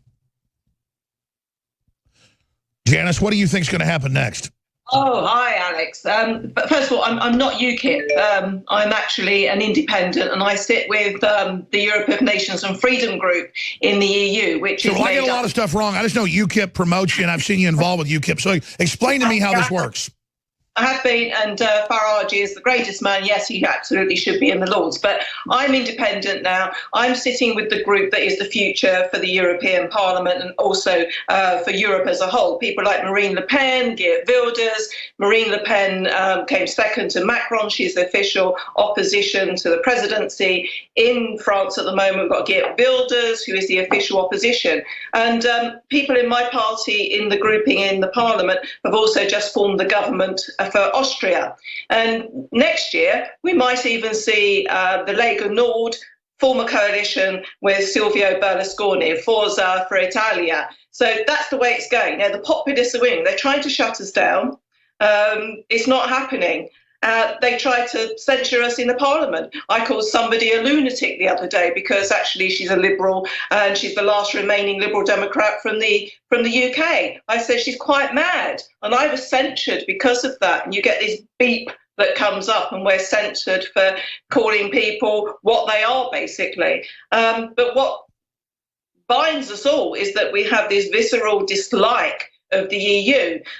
We've got Iran going on at the moment, all the protests. But and I want to get into all that, but just to show my own ignorance, I know how the EU Parliament works. I know how the bureaucracy, the Treaty of Rome, how it all got set up. But explaining how there's a coalition of nationalists and populists spreading, and obviously UKIP's out of the UK. You were formerly with that, but there's a new coalition in Europe that you're now an independent part of. So explain who this new exploding independent group is, because I've read about it, but it shows me even my ignorance getting it wrong, so people know who the major players are, because this is, again, the tip of the spear in the fight for human liberty. Yeah, absolutely. I enabled the group to be formed 2 years ago. In the Parliament, the biggest grouping is Angela Merkel's European People's Party. Viktor Orban from Hungary, who is a populist at the moment, is teetering on the edge of that particular group. The other largest group is the Socialists. When I left UKIP and I decided to join Marine Le Pen and Geert Wilders and other people like Matteo Salvini, who could be the next Prime Minister of Italy in March of this year, we formed a small grouping, and we are known as the populists. They used to call us racist and xenophobe, just like they called Trump all those things as well, and UKIP actually. And we're a grand coalition of 9 nations. We were with the Alternative for Deutschland in Germany. We think they've gone slightly far right. So the leader of that party, who was the former leader of the AfD, who is Frauke Petry, and her husband Markus Pretzel, have launched their own party now called the Blue Party, and we sit with them. We also sit with a couple of Czech people who have now gone to the polls in the Czech Republic, and they've got 22 members of parliament. They are now in negotiation to form the government. The government's already got a right-wing government, and our people from the Freedom Party of the Czech Republic are now talking about forming a government.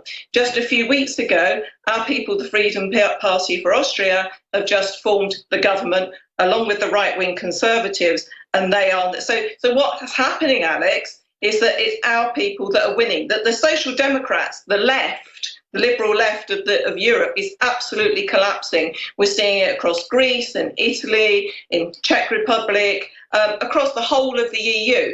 And my friends, I've got a lot of friends in the Swedish Democrats who actually sit with UKIP at the moment. And they think like us, they think like Marine Le Pen, they think like Donald Trump. They're going to win the elections in September of this year. And people like Guy Verhofstadt, the Liberal who is in charge of the Liberal group, who's the former Belgian Prime Minister. Belgium. He thinks that, you know, they're shutting us down, that everybody, the people, they've contained populism. They haven't contained populism. It's the same people that voted for Trump and the same people that voted for Brexit. Well, Tony Blair has admitted that populism is taking over, and it's like every day. I forget, it was another Northern European country just yesterday. Their prime minister, said we're going to be our nation first. I'm forgetting which country. I mean, the point is Czech Republic, Austria. There's so many countries now announcing they're going to be their nation first that I can't even keep track of it.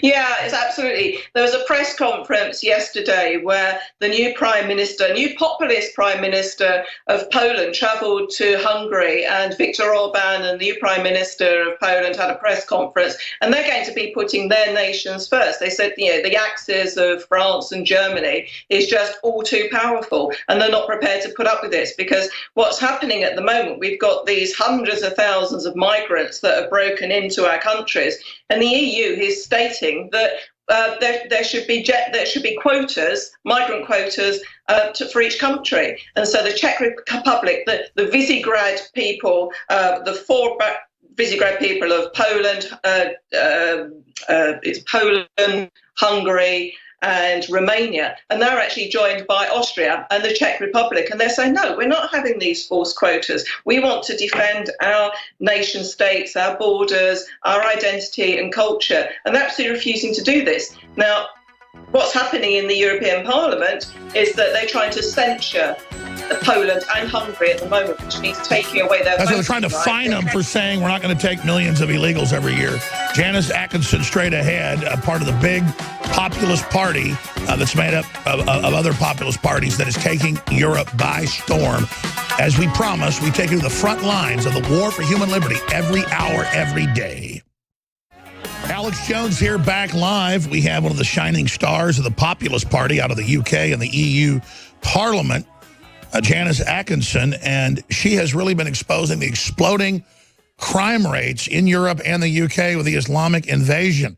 And she's got some numbers and some facts here that she's going to go over. But the good news is there's a huge awakening happening right now, and the party she's part of is winning elections, not just for seats in local government or national government, but the very presidencies and prime ministerships in almost every new election. This has got the globalists so scared, so we'll hit some of that as well. But Janice Atkinson, again, the website for folks that want to visit and see all your videos and material is janiceatkinson.co.uk. Get into the crime wave that they're trying to make laws in Europe, and I guess it passed some, saying you can't even talk about how you've been attacked or abused.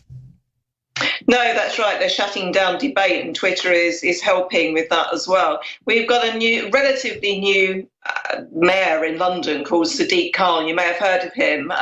He wanted to actually ban Trump, our biggest ally, coming to London in a couple of months' time. But why he's grandstanding, one of his big ideas is gender-neutral toilets and actually banning bikini-clad women from advertising hoardings across London. But in the time that he's been mayor, which is around about 18 months now, knife crime has gone up 31%. And we've had homicide, youth murders go up to 70%. So while he's grandstanding, we've seen police numbers go down by 12,000%. I called today for somebody like Rudy Giuliani to be elected mayor. This man needs to go. He's absolutely pathetic. He's not protecting the people of London. He's not protecting our young people. We've seen an exponential rise in acid attacks across London as well. But all he's interested in is I was about to say 7 a day in London of Islamists throwing acid on women's faces. They'll never say it's an Islamic thing. And I saw a statistic yesterday that 90% of new crime in Europe is Islamic. Yeah, that's right. It's happening in Germany, in France, where they have seen the numbers coming through because the borders are so porous. They're coming over from Libya, they're landing in Malta, they're landing in Italy, they're going through to France. And because we've got the open border system, they're not being stopped. They're just being waved through. And we've had this unprecedented rise in acid attacks, which is being imported from the Middle East. It's mainly Muslim crime, and this is just unacceptable.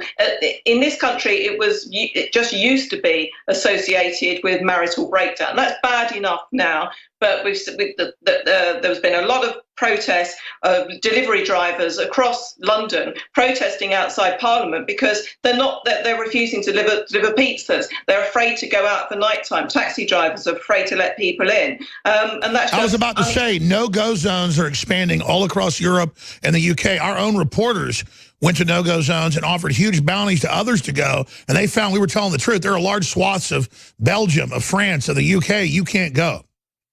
Yeah, Geert Wilders, the leader of the opposition in the Netherlands, recently went over to a place called Molenbeek in Belgium. Now, Brussels is the seat of the European Parliament, and friends of mine from Vlaams Belang, who are an official opposition party, a populist party who sit within my group, the ENF, they invited Geert over, and they tried to go down to Molenbeek, which is full of African migrants and people from the Middle East, and the police actually stopped them walking through. They said, no, you're inciting violence.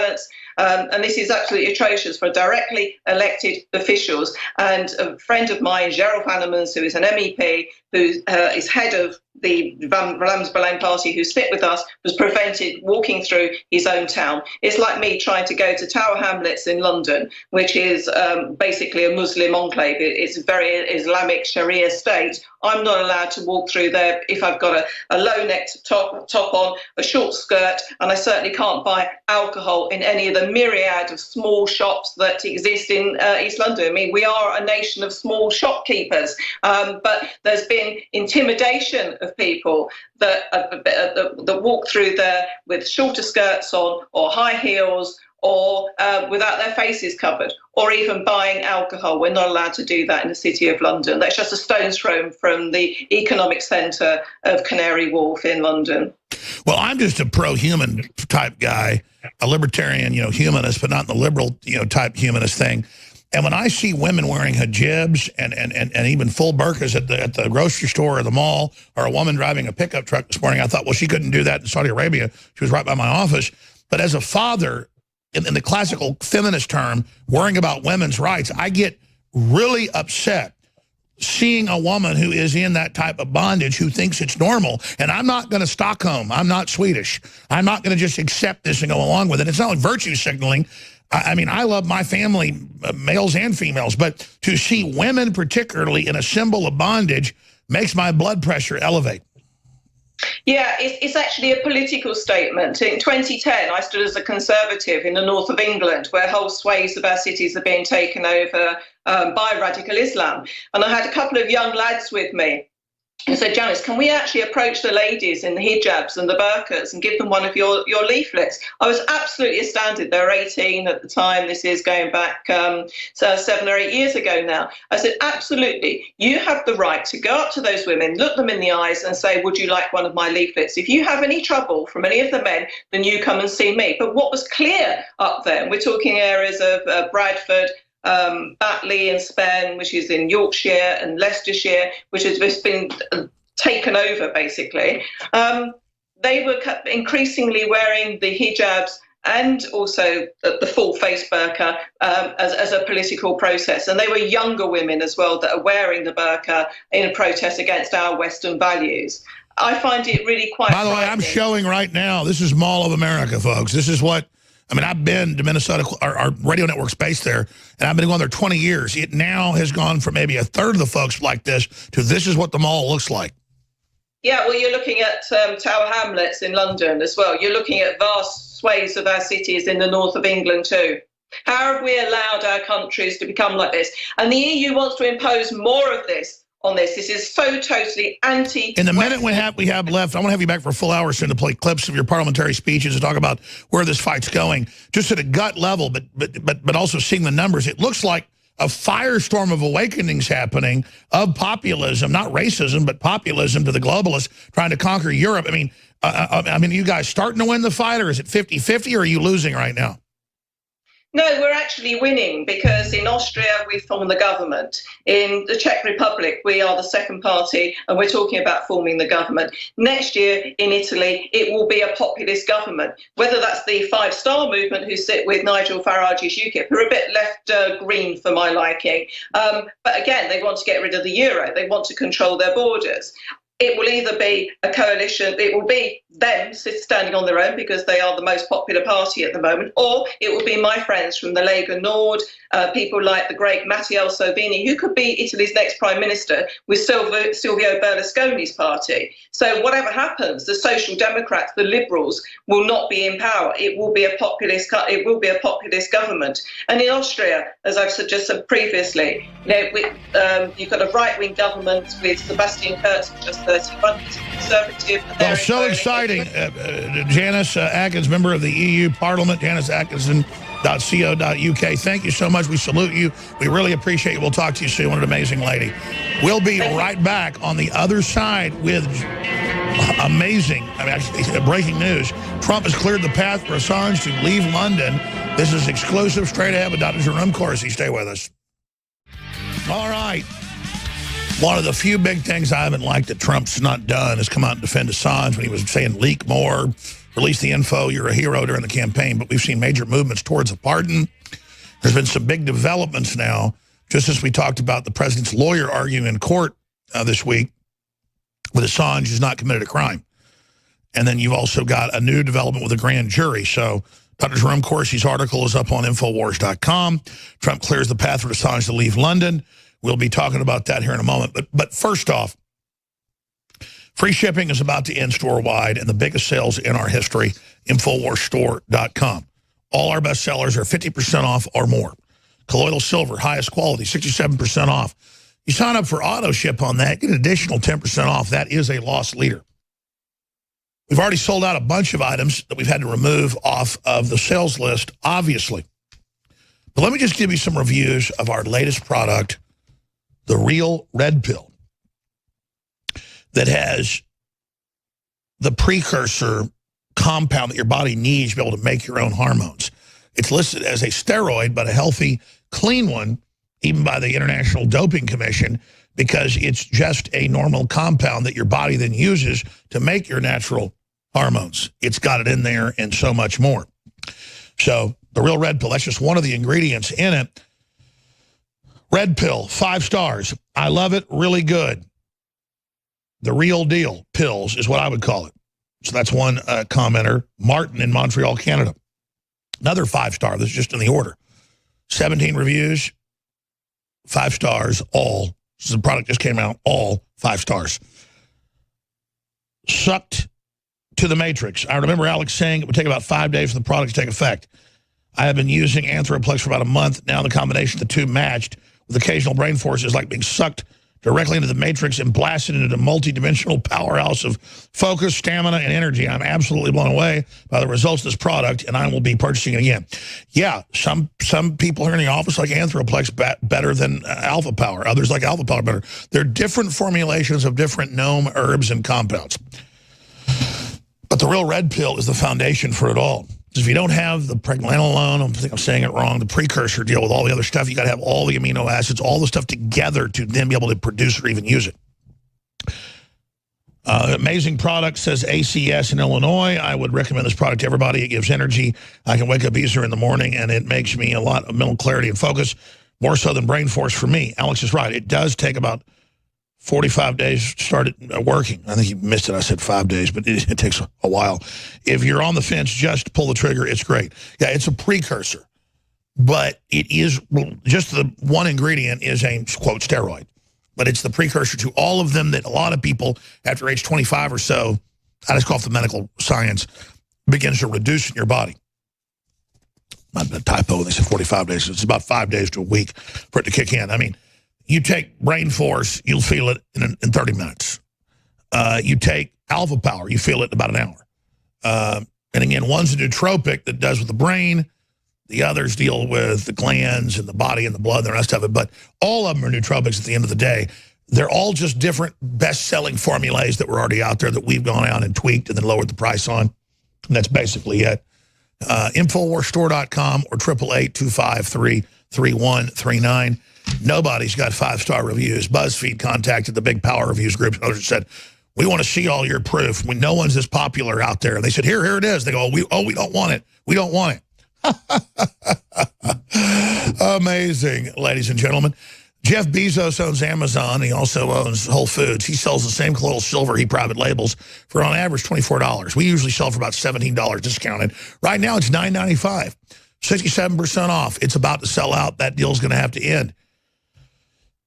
And we make like $3 on it. But it doesn't matter. We sell so much, it then funds the operation. That's why I sell more of this colloidal silver than Whole Foods does now.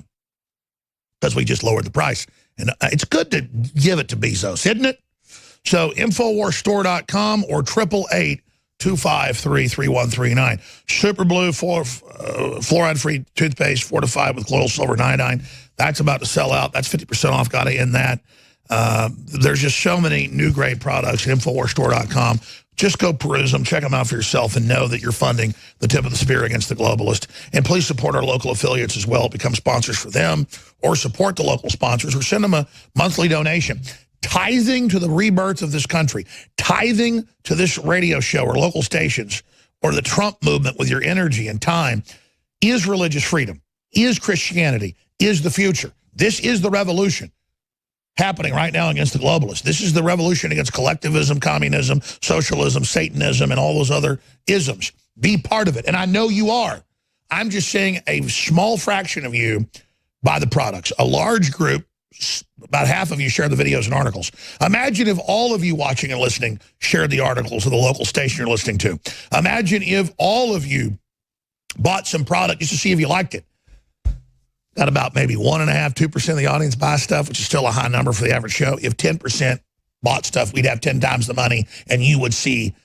They'd probably kill me at that point. It's just too dangerous. But the point is, God knows what's going on. God knows what he's doing. But they're trying to shut our funding down. We fought back hard. You fought back hard. We brought in the same amount of money last year as we brought in the year before. But that was an election year. This is going to be a rough year if we want to expand in the face of the enemy because they want to shut us down. We've got to expand or shut down. There's no equilibrium here where we just stay one size. So, again, thank you all for your support. Please commit today and sign up for auto ship, an additional 10% off. That way you get a great deal on the products you like, cancel anytime, an additional 10% off, and know that you're supporting us each month. Okay.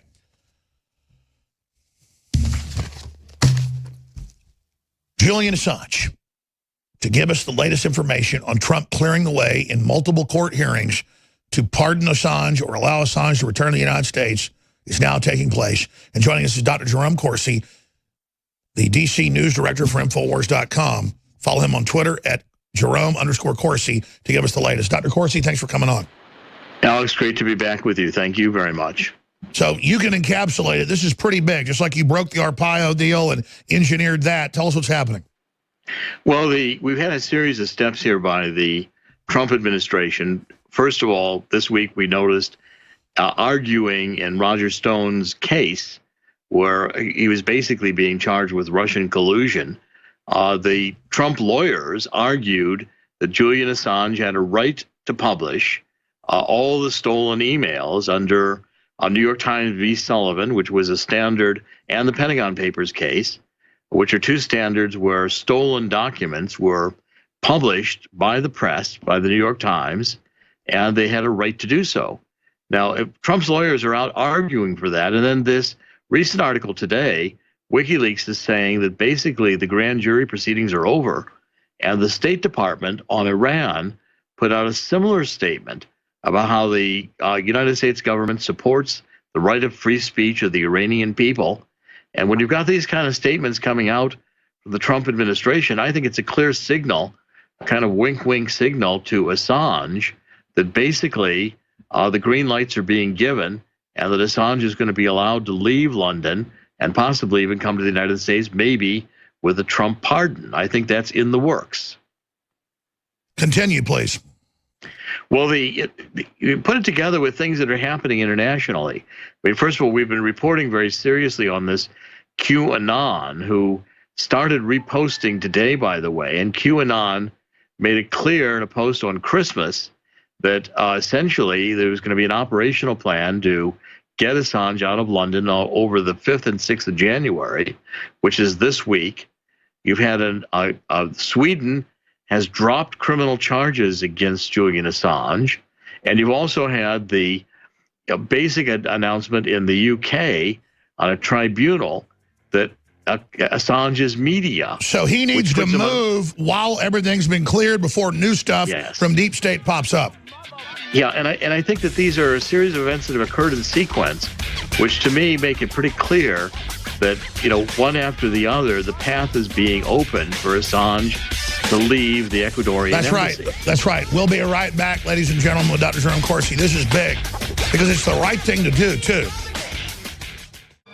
I'll be hosting partway into the 4th hour when our great Chicago affiliate owner, Matt Dubiel, is going to be co-hosting. That's a humble guy, says he's the manager. He's the owner of those two stations. Been working with him for 8 years. He's a great patriot.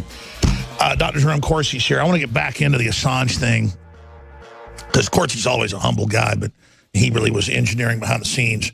The whole Arpaio situation, as later came out in the press.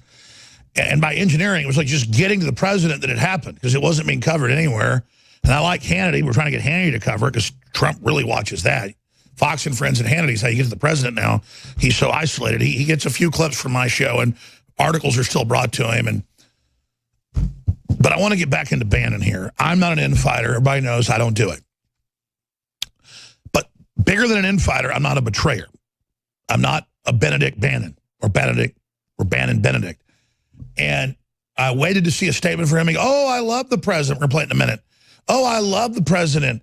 When, his son's going to be broken like an egg. Oh, it's treasonous. Oh, Trump didn't want to win. Trump will be out soon. It's all like they sat down and said, what are your talking points? Just put my name on it. And Bannon didn't deny it. If he'd have gone on Breitbart radio yesterday and said, I defend this, here's my reasons, I would have listened and checked it and respected it. But he did the perfect Machiavellian move. Just because I don't engage in Machiavellian stuff doesn't mean I don't see right through it better than he does. I just don't do low, underhanded chicken, you-know-what crap type stuff. I'm not in the chicken, you-know-what crap dimension. That's a term I've coined, the chicken, you-know-what dimension. And it's a tip to stay relevant. We backed him with more. We did it all. Breitbart's a one-way street. They don't promote us, zero. Infowars, according to all the metrics, is way bigger, and I'm not bragging. There's Drudge, then there's Infowars, then there's Daily Caller, WorldNet Daily, right in there. And I link to all them. Daily Caller even writes articles attacking me, even though the owner is my friend and came to visit me in Austin twice, wanted to, meet me, and I've had dinner with him in different cities since then, and Tucker wants to come on. He's banned by Fox from coming on. But I'm glad Tucker's got the big hit show. I'm glad he's doing a great job. I'm glad in many respects he's, quote, in mainstream media bigger than I am. I'm not trying to have the trophy here that I'm the biggest. I want to defeat the globalists, but Corsi, you don't like to go after people, and we haven't pre-talked today, and I want to get back into positive stuff, but and the 25th Amendment stuff and how we counter that. But You've now got this guy that Stone was obsessed with and had a lot of classified info on that he'd want to get into on air, obsessing for 6 months about this new billionaire, Chinese billionaire that supposedly absconded with a bunch of money and ran over here.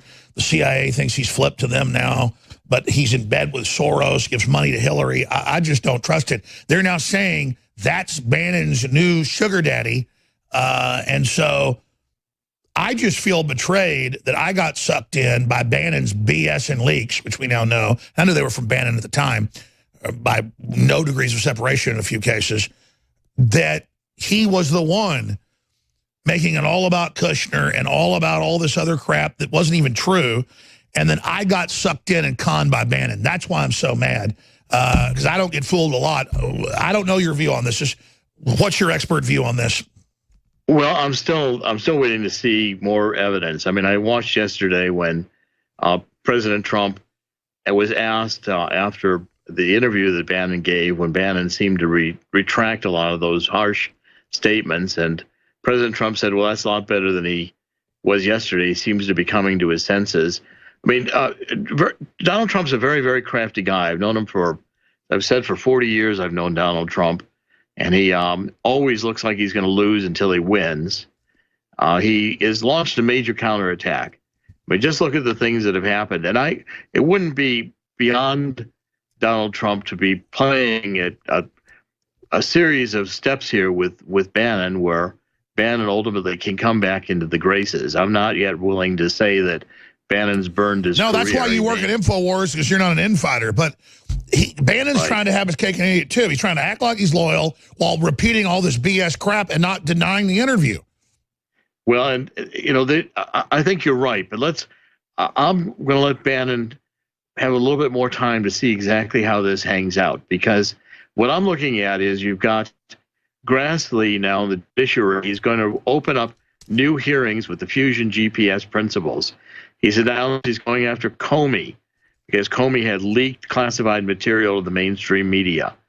You've got the House opening up new hearings and going to press forward against the Department of Justice. I was about to say, Bannon is the distraction from the head of the Judiciary Committee in the Senate saying, it looks like Comey criminally leaked info. That is seismic coming from Chuck Grassley. And I read, and also you've got Manafort, whose attorneys filed in U.S. District Court in D.C. that Mueller is way beyond his authority. I think this is a very serious lawsuit, and I think it could go all the way up to the Supreme Court. And Manafort may have his shop closed down over this. And I think how can Rosenstein just say, do whatever you want, investigate the entire galaxy? You can't do that, and you can't give that kind of a mandate to a special counselor. And I think Rosenstein's on the hook. I think Rosenstein's going to be the next to go. Very interested to see Rosenstein and McCabe having to march over and talk to Paul Ryan the other day in the House. I think both McCabe and Rosenstein are scheduled to be gone. And I think there's a major coup going on. Also, Sessions reopened the hearing into Hillary's emails, and I'm confident that that's targeted now on Huma. Exactly, and in a way I've taken the bait, getting so mad about Bannon, but I've been honest about it, that this whole thing is a distraction from what's happening. Right, I mean, Trump's lawyers have gone in to block the publication of this book, and while they have a hard argument there, if they can prove liable, and there's good reason for this guy Wolf to be accused of libel and making stuff up, I mean, Trump is basically... Well, why would Bannon go work with somebody who's famous for yellow journalism? Well, I mean, Bannon did all of this and letting Wolf in, and it was not, Trump saying, they're going to hit me anyway, let's let somebody hit me who I can discredit very easily, because this Wolf book is a joke. I even hear, even today, the usual defenders of Obama and Clinton are not going to defend the Wolf book. It's a losing cause. It's like national. It's the worst possible journalism you can get, because Wolf's reputation is horrible. And if Trump let him in the shop, he knew he was going to get a bad book on him. He had a book that he could easily discredit, and I would not pull it past Trump to do that. This whole thing is a complete diversion, and the stock market went through 25,000. We have excellent economics going on. I think Trump is going to rule the day on the budget issue. I'm not sure there's going to be any dreamer agreement, and I think we'll get a wall that's likely to be pushed through the budget. The Democrats are not in a strong position, and this whole, New York Times coming out with the story about Papadopoulos or whatever his name is, being the real cause, abandoning the fusion GPS. No, I'm still on the theme that Eric Schmidt resigned the day that executive order was signed. That executive order is going after corruption and human rights. I think there's massive corruption. I'm watching very carefully. And then Trump has a big event about child trafficking and announces it, anti-child trafficking day. And the media just keeps saying Trump's not going after pedophiles as the deputy pope's in jail and all these massive arrests. Trump is on this. Trump knows what all of this was about, and it disgusts him. Trump is going to go after the pedophilia, and Trump, I think, is catching on to Assange. And I think if we continue this, and there are back channels. I mean, I'm not going out on a limb here because I think it's just fun to do. The point is, I know that Trump is very seriously taking a look at that Assange has information that he wants disclosed, and that he's going to defend Assange on the New York Times v. Sullivan and the New York Times. Well, he's definitely doing it, like you said, in his own court case and in this grand jury. So are all charges now dropped against Assange everywhere? As far as I can tell, I don't see anybody who's got any charges against Assange. So I think he should get out, come to the U.S. He'll be a rock star. That'll force the issue with Trump. Well, I think he's first going to go to Switzerland. That's where I think he's going to head first. I think he'll park himself in Switzerland for a while and work out the details. But I think it's in the works. And the QAnon has been right on. Why would we see the evidence? And you actually broke it, not QAnon, that he might get pardoned. But I know you want to give everybody credit. That's fine. Let's just give it where it's due. Why would QAnon then announce when he's going to leave? That's not helpful if he's going to try to get out of there. Well, that whole audience is very important, and that's a very, very knowledgeable audience. And I want to bring that audience into much more contact with Infowars because the research they do is quite good. And I follow them on the subreddit. No, they call themselves the Autistic Army. It's not making fun of autistic folks. They're calling themselves that they've got like Asperger's and all they do. Stay there. We'll be back in 70 seconds with a little bit more with Dr. Jerome Corsi. Then I'm going into the next hour with a blitz of news, video clips, and a guest. Stay with us. We'll be right back. Got a ton of news that I need to hit that we're going to blitz through in the next segment. But finishing up with Dr. Jerome Corsi on Assange and Bannon and the Democrats and the 25th Amendment. They now are in press conferences going, the president is insane. He must be removed. I mean, it's so obvious. And even with their fake polls, he's up in Gallup, he's up in Rasmussen. Dr. Corsi, other tidbits you want to cover in this 5 minutes and the next shoe to drop. I mean, this is an incredible time to be alive. Well, I think the counterattack has begun from Trump, and I've seen Trump do this before. He's now moved into the phase of the lawyers. He's working very seriously with Congress. Got the lawyers in Congress. We're going to subpoena Department of Justice. They're going to get the FBI. They're going to get Fusion GPS. Get about everybody they can think of. And by the end of about 90 days, you're going to have a massive clean out of the Department of Justice and the FBI. Same time, Jeff Sessions has rebooted the entire investigation on the Hillary emails. I think with what we have now from Huma Abedin is clearly guilty, and she's going to face some very serious charges. I don't think this fire yesterday at the Clintons, I'm very interested in what they wanted to burn. That's my next question. A big fire in their bedroom. I mean, was this a wash and bleach or something that went wrong? I'm sure very suspicious of it. I'm sure very suspicious that had more to it than we know. And you've got this action. And it was Seth Rich's birthday. You think it was a vigilante? Yes, Seth Rich's birthday. I mean, and you've got all of this going on right now where Assange has made it absolutely clear that he knows it wasn't right. Wait a minute. You think that was a message to the Clintons? We can get you in your bedroom? Yes, I think the whole thing is a matter of, it's a whole thing of letting the Clintons know that they're right now targeted.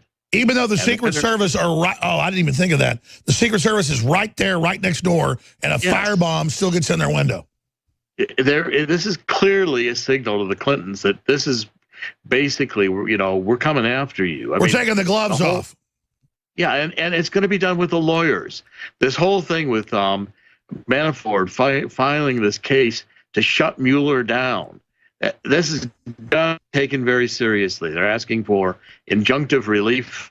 They're going to go right past the district court, which will probably turn them down. They'll be in the circuit court. They'll be in the Supreme Court, I'd say within 60 days. It's a massive legal assault to shut Mueller down. And I've seen Trump do it before. All the bankers think they've got Trump, and they're going to bankrupt him in his casinos or his hotels or his golf. And Trump says, look, you think you own me, I own you guys. You want to save your banks, you better loan me more money. Trump knows how to play the game, knows how to play the game better than Bannon, I'll assure you that. And I'm betting with Trump, because I think Trump knows exactly now, has figured out how the White House works. He knows where the power is. He's siding with the lawyers, and he's making up, the Democrats and the deep state are in panic.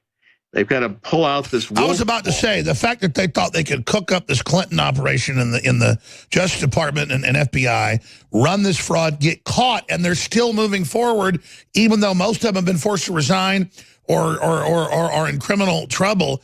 I mean, they really bit off more than they could chew. Yeah, and Assange has been he's been texting and tweeting Trump messages. He has a series. I'll try to write about him for tomorrow. He's got a series of tweets about pedophilia in the State Department when Hillary was there. He has a series of tweets in which he has said it wasn't Russia. I'm saying this definitively. He says it was not Russia, and saying there's still a plan to take the president out. Yes, and Assange is essentially saying he's got all the information for another deep state drop. And it's all triggered up. And of course, I'm going to give people a big secret now. All the intel is Assange is a U.S. intelligence operative who's a patriot from our patriot deep state, destroying the globalists. It didn't come from Russia. It came from the USA, just like Trump did, just like Corsi did, just like I did, and just like you did. Thank you, Dr. Corsi. Great job. We'll be back. Well, Matt Drudge empowered, emboldened, and basically helped create Breitbart. And Drudge in tweets and posts is saying that basically Mr. Bannon is going to be gone very soon. That's exactly what I called for this morning. I withheld my judgment yesterday until I could see all the facts and see Bannon's statement. I love the president, to his audience, to keep them under his control, but not denying the horrible, sickening statements. Trump didn't want to win. He's a fake. His son will break like an egg. It's treason. They're sending money to the Russians. A Democrat, globalist, Soros, very, very watery dream. And let's put that tweet by Drudge back up. I want to make sure we retweet that at Real Alex Jones, because it says it all, and it breaks it all down. The terrific Larry Solove and Susie Breitbart will take Breitbart into the fresh future. Has it really been 10 years since Andrew Breitbart told me on Santa Monica Pier he was going to do it? His first hire, Alex Marlowe, he was 21, became one of the best editors in the world, more. And so there you go. And he's got further tweets. It looks like it will be back in the hands of the people that actually created it, and Drudge that actually linked to it and made it big. And, of course, what makes the globalists upset is Dow above 25,000, 250,000 new jobs in just the last month, and more. And then Stephen Bannon finding opportunity and happiness in the arms of a new billionaire benefactor, Miles Kawak, a.k.a. Mercer is yesterday's mashed potatoes. Well, that should all work out very, very, very nicely for you guys and your little Weskets and all the rest of it. All I care about is people telling the truth and fighting for basic free speech and sovereignty. I got some other news I want to hit and a few other clips I want to get to. Matt Dubiel of WCKG, 1530 AM and 102.3 FM. Very soon we should be up on the top of Trump Tower. The media has called for us to be censored, blocked, taken off in the Chicago Tribune. We'll get an update on that. In fact, right now, the UN, they've announced they want the UN to patrol Chicago. He's actually seen the UN armored vehicles rolling in. Matt, of course, broke the news that the cops said that it was Democrats, Hillary supporters dressed up as Trump supporters causing riots. That turned out to be accurate. He shot the video. He also tried to shoot video of the armored vehicles and the rest of it and got arrested. So, Matt Dubiel, tell us some of what's coming up today and just a snapshot, your take on what I think, and I'm not bad, I didn't blow it, but I'll agree that what a lot of our guests have said is true. Getting mad at Bannon, who's now yesterday's news, and just trying to be pertinent, trying to stay relevant, is really a diversion from the head of the Senate Judiciary Committee, Chuck Grassley, and others saying clearly Comey committed crimes leaking. He lied to Congress. Criminal investigations opened in the judiciary, in the Justice Department. I mean, that's really the big news here. And we're busy talking about Bannon, who, again, looks like he drinks about 14 gallons of whiskey a day and hadn't wiped his fat butt in about 10 years. I mean, I'm sorry, but I just feel betrayed by this. Matt, what do you think? This is one of those dangers when we build people up, and it's part of the wisdom of one of the, the parts of the good book that say, don't have false idols. Don't put your faith in men only.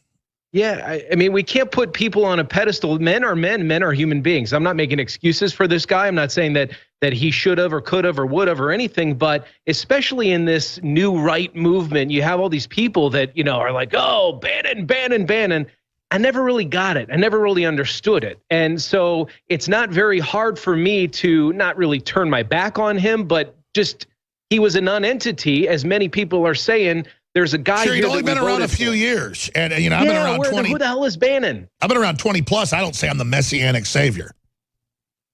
Where did he come from? Why? In fact, how long has he been around? It now appears he crawled out of Soros's rear end. Yeah, so to me, and it is a distraction, and it's one of those things that these people that fancy themselves as citizen journalists need to be leery of, because when they commit all in on something behind a guy like that, you don't have a lot of room to retreat to. If you are leery and sort of watchful of everyone to see what's going on before you go, okay, I'm with that guy, then you have some firm ground to stand on when things do go badly, like this Bannon thing has gone for him. Yeah, and I want to move on from him, but it just never ends. Now he's got this Chinese double agent as his funder who's committed all these crimes and has extradition orders against him. I don't even think that's legal, but I want to move on from him. Look at the stock market. Look at the economy. Look at all the things that are happening. But they're up there pushing 25th Amendment, remove Trump. It's interesting when you hear the people say those things. These are people like Eminem that didn't even know what an amendment was a few months ago. All of a sudden, they're now parroting that we should invoke the 25th Amendment. And it's like, well, wait a minute. Where did you hear about that from, Marshall? Did you read about that in Mother Jones? Did you hear about that from somebody that maybe brought you in and said, all right, Marshall, here's your talking points. I want you to throw out this. I want you to throw that out there. I want you to throw this out there. That's essentially what these clowns are doing, is they're parroting talking points from other morons.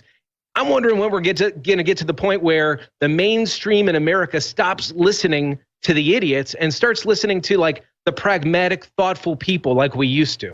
I think we've reached that point. I think that's why the establishment's crapping its britches. We're getting close. we're getting there, but there still is that. I mean, and it was pointed out by either Eric Trump or Donald Jr. In the insights or the recommended people that you follow on Twitter, where Twitter is still recommending to people, even though they know what you're reading and where you're going, they're still recommending to me, for instance, that I follow Barack Obama, Hillary Clinton, Ellen DeGeneres, and Maxine Waters. And as long as that's happening, we really have our work cut out for us, because the mindless masses just gravitate to that stuff. And they go, okay, I'm going to follow this guy. I'm going to follow Barack Obama. I'm going to follow this person. No, exactly. And whatever your iPhone or Droid, just when you open the page, it feeds me all New York Times, Washington Post, CNN. It's like whatever they're trying to force feed, don't eat it. Go find what they don't want you to see. Literally. Yes.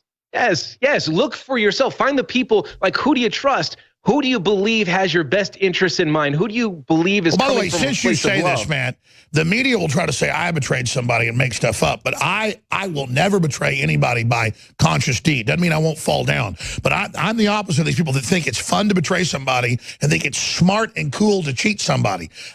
They call me a schmuck because I'm not like that. I fundamentally treat people like I want to be treated, and I get screwed over a lot by it in life, but I also get rewarded for being that way as well. And I think the worm's turning where it's not going to be as easy for the scumbags and the parasites to have their way anymore. It's hard to do. What you just described is hard to do because when we do that, I'm the same way. When we do that, we end up getting hosed a lot. We end up kissing lots and lots of frogs and then scratching our heads. And then you find somebody else that says, well, you shouldn't be that way. Well, the alternative is I can't not be who I am. I can't not give people the benefit of the doubt. I can't not love people. Loyalty is something that is important, and it's going to be valued and revered more and more. Isn't loyalty all there is? Loyal to your family, loyal to God, loyal to yourself. These people that think loyalty is a ball and chain, loyalty is the wings that we fly to heaven with. Yeah, it's not to say that, if you're in an abusive relationship. Oh, no, don't be loyal. They're not being loyal to you. Be loyal. Right. Yeah, exactly. If they've shown themselves to be evil and bad influences in your life, there's a time where you got to break free and get on with it. I mean, be loyal to those that are loyal. Absolutely. Exactly. And part of loyalty means crushing bad people so they don't hurt other people. Somebody screws me over, it's easy to just let them move on down the road so they don't. But, I go, you know what? They're going to hurt somebody else. I'm going to have to take them out. I'm going to have to politically destroy them. I've made those decisions lately. I'm just going to have to do that because that's the right thing to do. And they want to bang heads, they're going to bang heads with me. We'll be right back with Matt Dubiel on the other side, 1530, right there in Chicago at 102.3. So many great affiliates out there, but Matt is a real patriot. Most of our affiliates, we don't list their name because you get a lot of stuff happen to him once we did. So a lot of our affiliates are on the DL. When I say you get tomorrow's news today here on Infowars and places like 1530 in Chicago, it's because I'm aware of their operations. When Soros, about 20 years ago, began promoting medical marijuana and marijuana decriminalization, I was for it, but not with Soros running it, or the Democrats involved in now more than 20 states, because what they do is, when the forms, they get you to waive your rights and basically say that you are mentally deficient in at least 12 of those states. And a few months ago, people didn't believe me when I read the headlines out of the Ninth Circuit, the same court that says the American flag's banned in those states, that schools can say you can't wear it. It's a hate symbol. They said in Hawaii, if you have a medical marijuana card or you've ever gotten legal marijuana, you can't have guns because the Ninth Circuit says you are mentally deficient. You have declared yourself incompetent. Just like they tried to have gun bills that said that if you were getting Social Security or you were getting Medicare or Medicaid, you couldn't own your gun. People didn't believe me. That's what they were arguing. Well, here it is. Out of KDKA2, Pennsylvania, this is happening in a bunch of states right now. And I say 12, 14, 15. I don't. It's so many. The articles are every day. It's happening in every medical marijuana state. They're taking people's kids because they smoke marijuana. I just say decriminalize it. Does it have some problems? Absolutely. Does it have some good things for medical stuff? Yeah. But you shouldn't be persecuting those that go to a doctor and get the medical reason. We'll get Matt Dubiel's take on this in a moment. But in case you think I'm joking, I warned people of this 20 years ago. So get tomorrow's news 20 years ago. And by the way, we're not just saying that. I give you examples now. We got a clip again where we said a month ago Orrin Hatch was going to retire and Mitt Romney would run his place because Stone talked to another senator that they had dinner with him. So, I mean, just you name it, that's why they hate us. That's our value to you and ourselves, and everybody is. We'll report the truth. Mainstream media could have all this stuff, but they do what they're told when they're told. We don't. Big difference. And we try to tell the truth. Doesn't mean we don't make mistakes, but we want to be the guys that tell the truth. We want to be, I'm very dog-like, as everybody knows. I'm very dutiful. I'm very loyal. But you turn on me, then I'm going to attack you. And that's the way Americans are supposed to be. But let's just get back to this. Will PA gun owners have to give up their firearms to get medical marijuana? Because they're now announcing you will have them taken if you already have it. But they didn't tell you that up front, did they? Here it is. Pennsylvania state police officials are stirring up protest among Pennsylvania gun owners who are also potential medical marijuana patients. It disturbs me greatly to see the Pennsylvania State Police put on their website references to federal law while ignoring the fact that it is legal under Pennsylvania law. Patrick Nightingale is a gun owner, a criminal defense attorney, and a recent applicant for a medical marijuana card. What disturbs Nightingale is a state police statement on their website citing federal law, telling medical marijuana card holders, quote, "It is unlawful for you to keep possession of any firearms which you owned or had in your possession prior to obtaining a medical marijuana card. And you should consult an attorney about the best way to dispose of your firearms." All right, let's stop there. Not true. Let's just stop right there. Let me show you the Ninth Circuit ruling or any article. Just type in medical marijuana users in Hawaii must turn in guns. That's a couple months ago. I was trying to tell the Joe Rogan audience that they didn't even believe me, okay? Honolulu Police Department, medical marijuana users have 30 days to turn in their guns, police say. Ninth Circuit, the most liberal court, because I've seen it in the news saying Trump's doing it. And I'm not defending Trump. Sessions has announced marijuana forfeiture, ignoring state laws. It's horrible. It goes back on Trump's promises. It's terrible. It's one of the few things Trump's been breaking his promises on, like Afghanistan or vaccines. Matt Dubiel, what do you make of this idiot misstep by Trump not being popular, not following his gut, and Sessions out of control? Meanwhile, the Democrats are literally 50 times worse, literally taking the kids and the guns of marijuana legal users, and the left doesn't even care. It's insane. I'll say Trump's wrong. I'll say the left's wrong. Why can't they just be honest?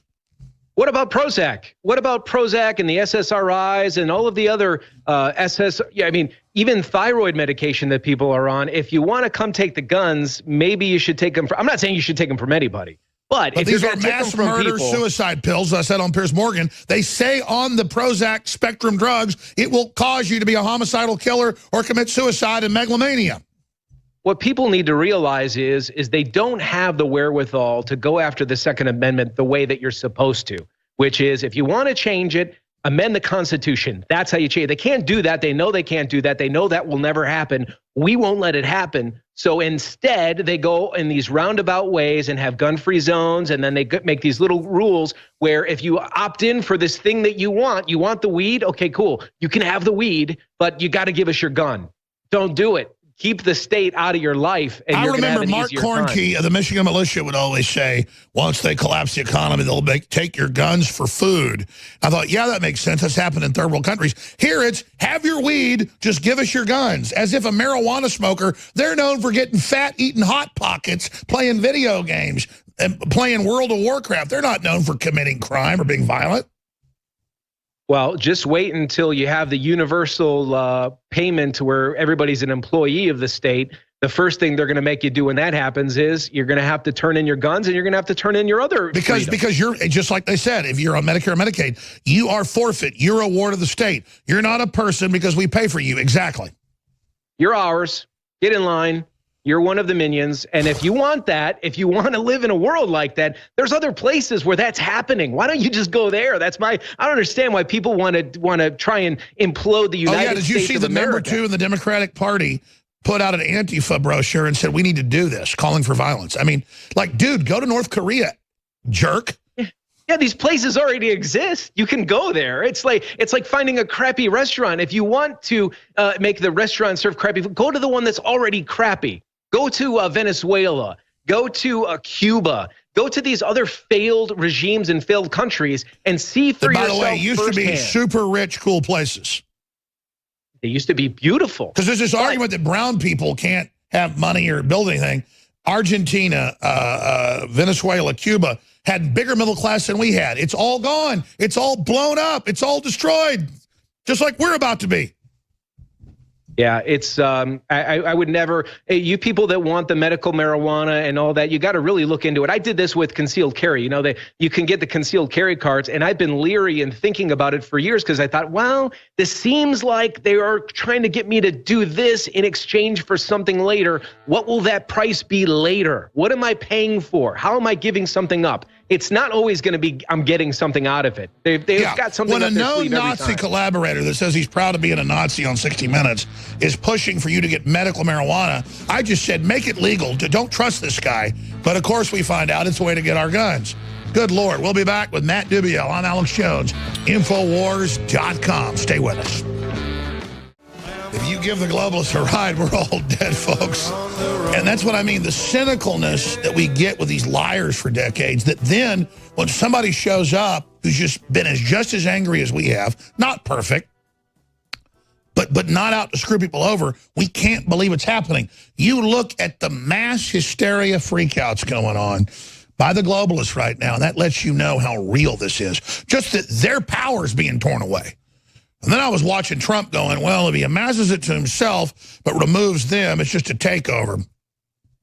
But still, I like the disruptiveness of it. And then everything he did hurt himself. You know, I talked to my accountant, one of the best in the state of Texas, CPA, sits on a bunch of corporate boards, talked to his lawyer. They've analyzed this and analyzed just one state of what's known in public records of what Trump's been charged in state income tax and other stuff, even though a lot of it's his own commercial.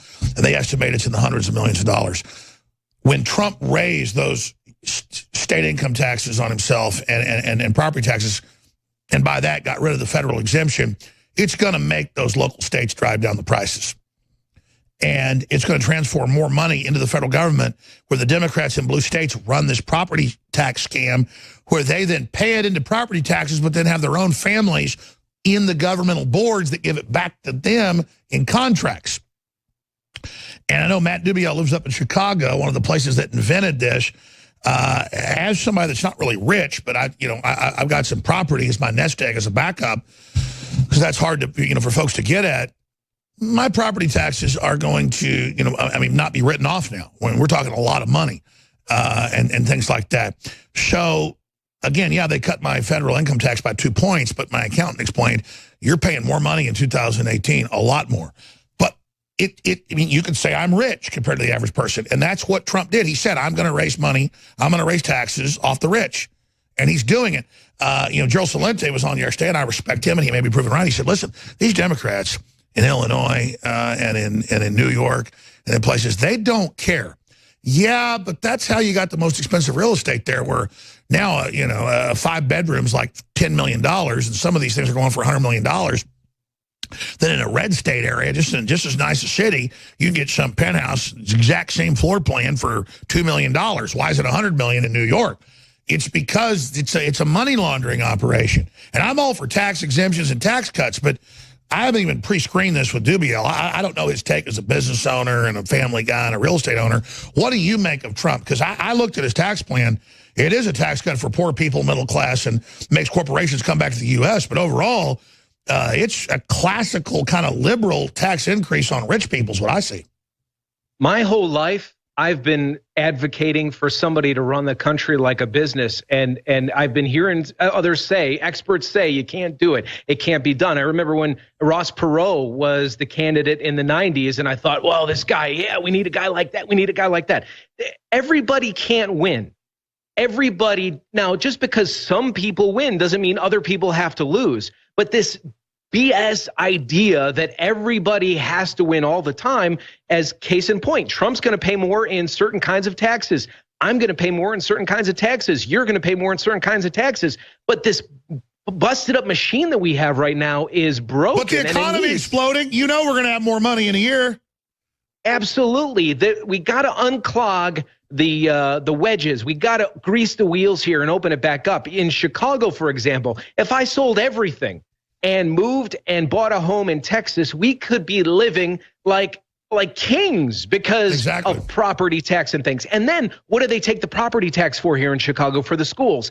Every single year, the Chicago schools are striking. Why? Because they say they want teachers' money. And then I'm reading in the Tribune, which doesn't always have everything accurate, but there's a story in the Tribune about the Chicago public school employees stealing gift cards and money meant for students in order to pay for lobster dinners and garbage for themselves. This is the madness that has to stop. And to me, this tax reform is a first step in that direction. Will it be perfect? No. Is it going to be everything everybody wants? No, but we got to go in the right direction because where we were is completely busted up and broken.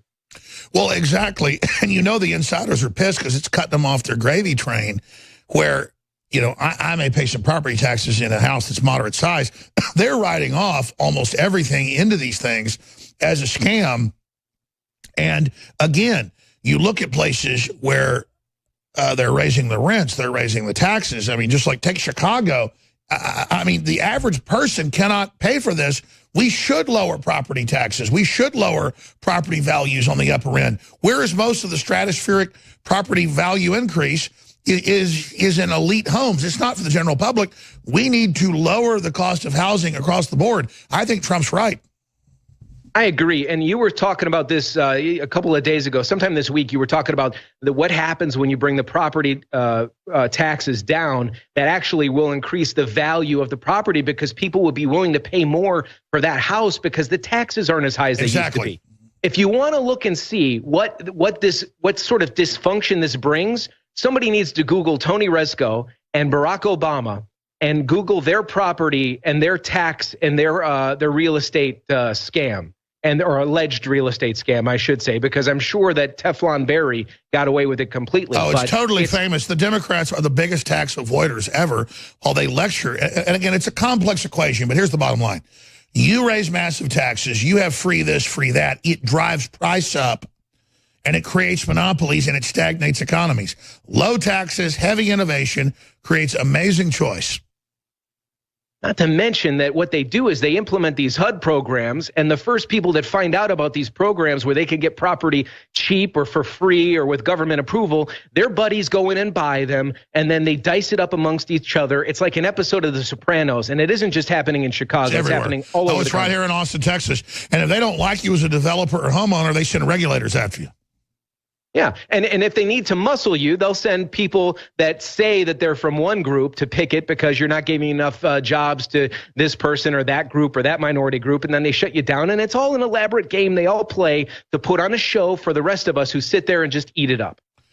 Wow, we're going to go to break. Next segment, you're taking over in your own segment here. I appreciate co-hosting with you. Just briefly, ladies and gentlemen, if you're listening on 1530 AM or any of our affiliates across the country, just put it on your computer, you know, your calendar to send them $10, $100, $50, whatever you got, because they're putting the truth out. They're paying the price for telling the truth. Spread the word. Paint a big poster on your barn or on your car. This is what rebellion's about. All of us doing a little bit. And whatever you do, buy products at InfoWarsStore.com because I'm expanding. I'm moving forward. Infowars is a laboratory of information, research, and resistance. With our reporters, our investigative journalists, our filmmakers, all of it. InfoWarsStore.com, InfoWarsLife.com. We've got to end it in the next few days. Free shipping store-wide has been going for like 3 weeks. 50% off on all of our products except for those that are even more, like colloidal silver. That's selling out. 67% off. Alpha Power, 50% off. X2. Secret 12, Super Male, all 50% off. It's got to end because this is the year-end sale. We're already into the new year, getting rid of inventory for tax issues. We've got to stop it because it's all selling out. I've got to order more, and it may be months until your best, favorite product is back in stock. Super Blue toothpaste, fortified with colloidal silver and iodine. That's selling out. That's 50% off. InfoWarsStore.com or 888-253-3139. Please commit to supporting the InfoWar. Waylon Jennings. I'm good friends with his son. The mountain might get him, but the law never will. All right, back to Matt Dubiel. I wanted to make this point. I noticed on the local radio station, they're selling a T-shirt, WCKG 1530, 102.3. And I just thought about these radio stations. Instead of running away from the fact that they're hardcore and telling the truth, why not just Rebellion Lives at 102.3 in Chicago, or Victory Lives at 102.3, or The Secret, or Learn Why They Don't Want You to Tune In. I mean, again, it's such a celebration of resistance when you have a bumper sticker, or you wear a T-shirt, or you support a station, or you stand up at the office at lunch in the break room and go, hey, you know, they're trying to take the country down the line on everybody, and they're all piled on to us. How about we do something? It's about supporting those new stations and the old stations, some stations we've had for 20 years, like WBCR right outside Knoxville, Tennessee. And they were such patriots when we got a big affiliate in the town. They didn't even get mad about it. They just want to get the truth out. So again, I cannot express to you, the audience, you're the reason we've done this together. And when you support local stations, it changes the world. And you should start your own blogs or your own shows. It's all Matt Dubiel. I mean, Matt, I know I only got 8-9 minutes left, but just how did you get woken up to all this, and where do you see these things going? And I'm gonna punch out and listen to you talk before the war room kicks off here in about 10 minutes. You know, that's a good question. I mean, I came up in the radio business. I wanted to be in radio, so I kind of found out about these sorts of this movement much later, much after kind of experiencing some things. And I think a big seminal moment for me was going through the Transportation Security Administration and having my 3-year-old son who had broken his leg. We were on our way to Disney, and watching, after having been in the media and thinking I knew what it was to be an American and what it was to be in the media. Oh yeah, that became a national story. They tell him, like, get up. And he's like, well, his leg's broken. I forgot. Yeah, there it is. Yeah, and after that happened, I was the 24-hour news cycle. I mean, not me personally, but that story. I mean, it was on the cover of Drudge. It was on the cover of Time. It was everywhere. I was in, you name it, in a restaurant, and they had it up on the news, in the local news. People were emailing me. And I watched the ridiculous spin from CNN. I watched them take my interview and completely twist it and contort it to promote how the rules have changed and the TSA used to do this, but they're not going to do this anymore. Meanwhile, here we are, 8 years later, still doing it. And they're still doing it. They're worse than ever. They target elderly. They target people with canes and things. They target young people all the time, and they haven't shut any terrorism down. They haven't stopped anything from happening. So when that stuff started happening, I kind of started going like, whoa, holy smokes, and started being a little bit less bashful about this. And when it comes to you out there listening, I got to tell you, I have this Infowars shirt that I got when I was out there to see Alex years ago, and I call it the G.I. Joe shirt. It's in the Infowars store, InfoWarsStore.com. But it has this G.I. Joe look to it, right? And I wear it. I like it. It's a black T-shirt, fits my thing, whatever. I'm at, you name it. I'm at a Whole Foods getting a salad in the suburbs, and I get the Fight Club look from the guy across the counter. He gives me the look like he knows what the shirt is about. And you people out there that think that you're the minority because you're watching the Bravo Network or A&D or CNN or NBC or CBS or ABC or all of the media that you all need to know now are owned by 3 companies or less. But you think because you see the same messaging in all those places that the majority of the world thinks like these idiots are telling you they think. They're telling you how to think. But when you go out into the world and you have the Infowars shirt on, you have the WCKG shirt on, or you have a Don't Tread on Me shirt on, or you have a bumper sticker on your vehicle. I saw 4 Infowars bumper stickers in Chicago last week. What I do is I take pictures of them and I send them to our team at the radio station because I want them to know. I want them to know it's not just you. No, you're not some wacko. They want you to think that you're a wacko. They want to make it out like critical mass. And of course, the shirt you're talking about is red, white, and blue, G.I. Joe style. And it says, because knowing is half the battle, which is true.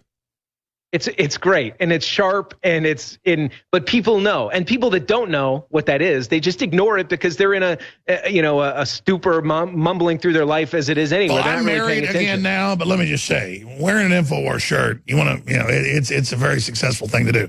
You might get coffee thrown on you, you might get attacked too, but it's quite an adventure to wear one out, especially in blue state areas. It is, and I think I told you this, and if I didn't, you'll hear it now. I was in Jamaica about a year ago. We were doing a broadcast at a resort in Jamaica, And, you know, it's one of these deals where they fly you there and they want the radio station. Sure, it's an advertisement. You go and you promote the resort, whatever the main drink is, right? Usually. Yeah, exactly. And you got to talk about how great it is, and they rubbed your wife's feet and how awesome everything is. And the idea is that they're going to sell more trips to that resort. So I'm there, and I had that shirt that you just showed. I had that Infowars shirt. I'm walking past the pool.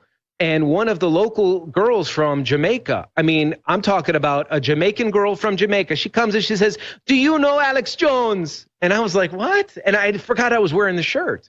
And I said, "Get out of here." I said, "You know Infowars?" And she says, "Oh, yeah, lots of people in the," and I'm doing a terrible Jamaican accent, so I'm just going to stop. She says, "A lot of people down here are watching Alex Jones and this was before the election.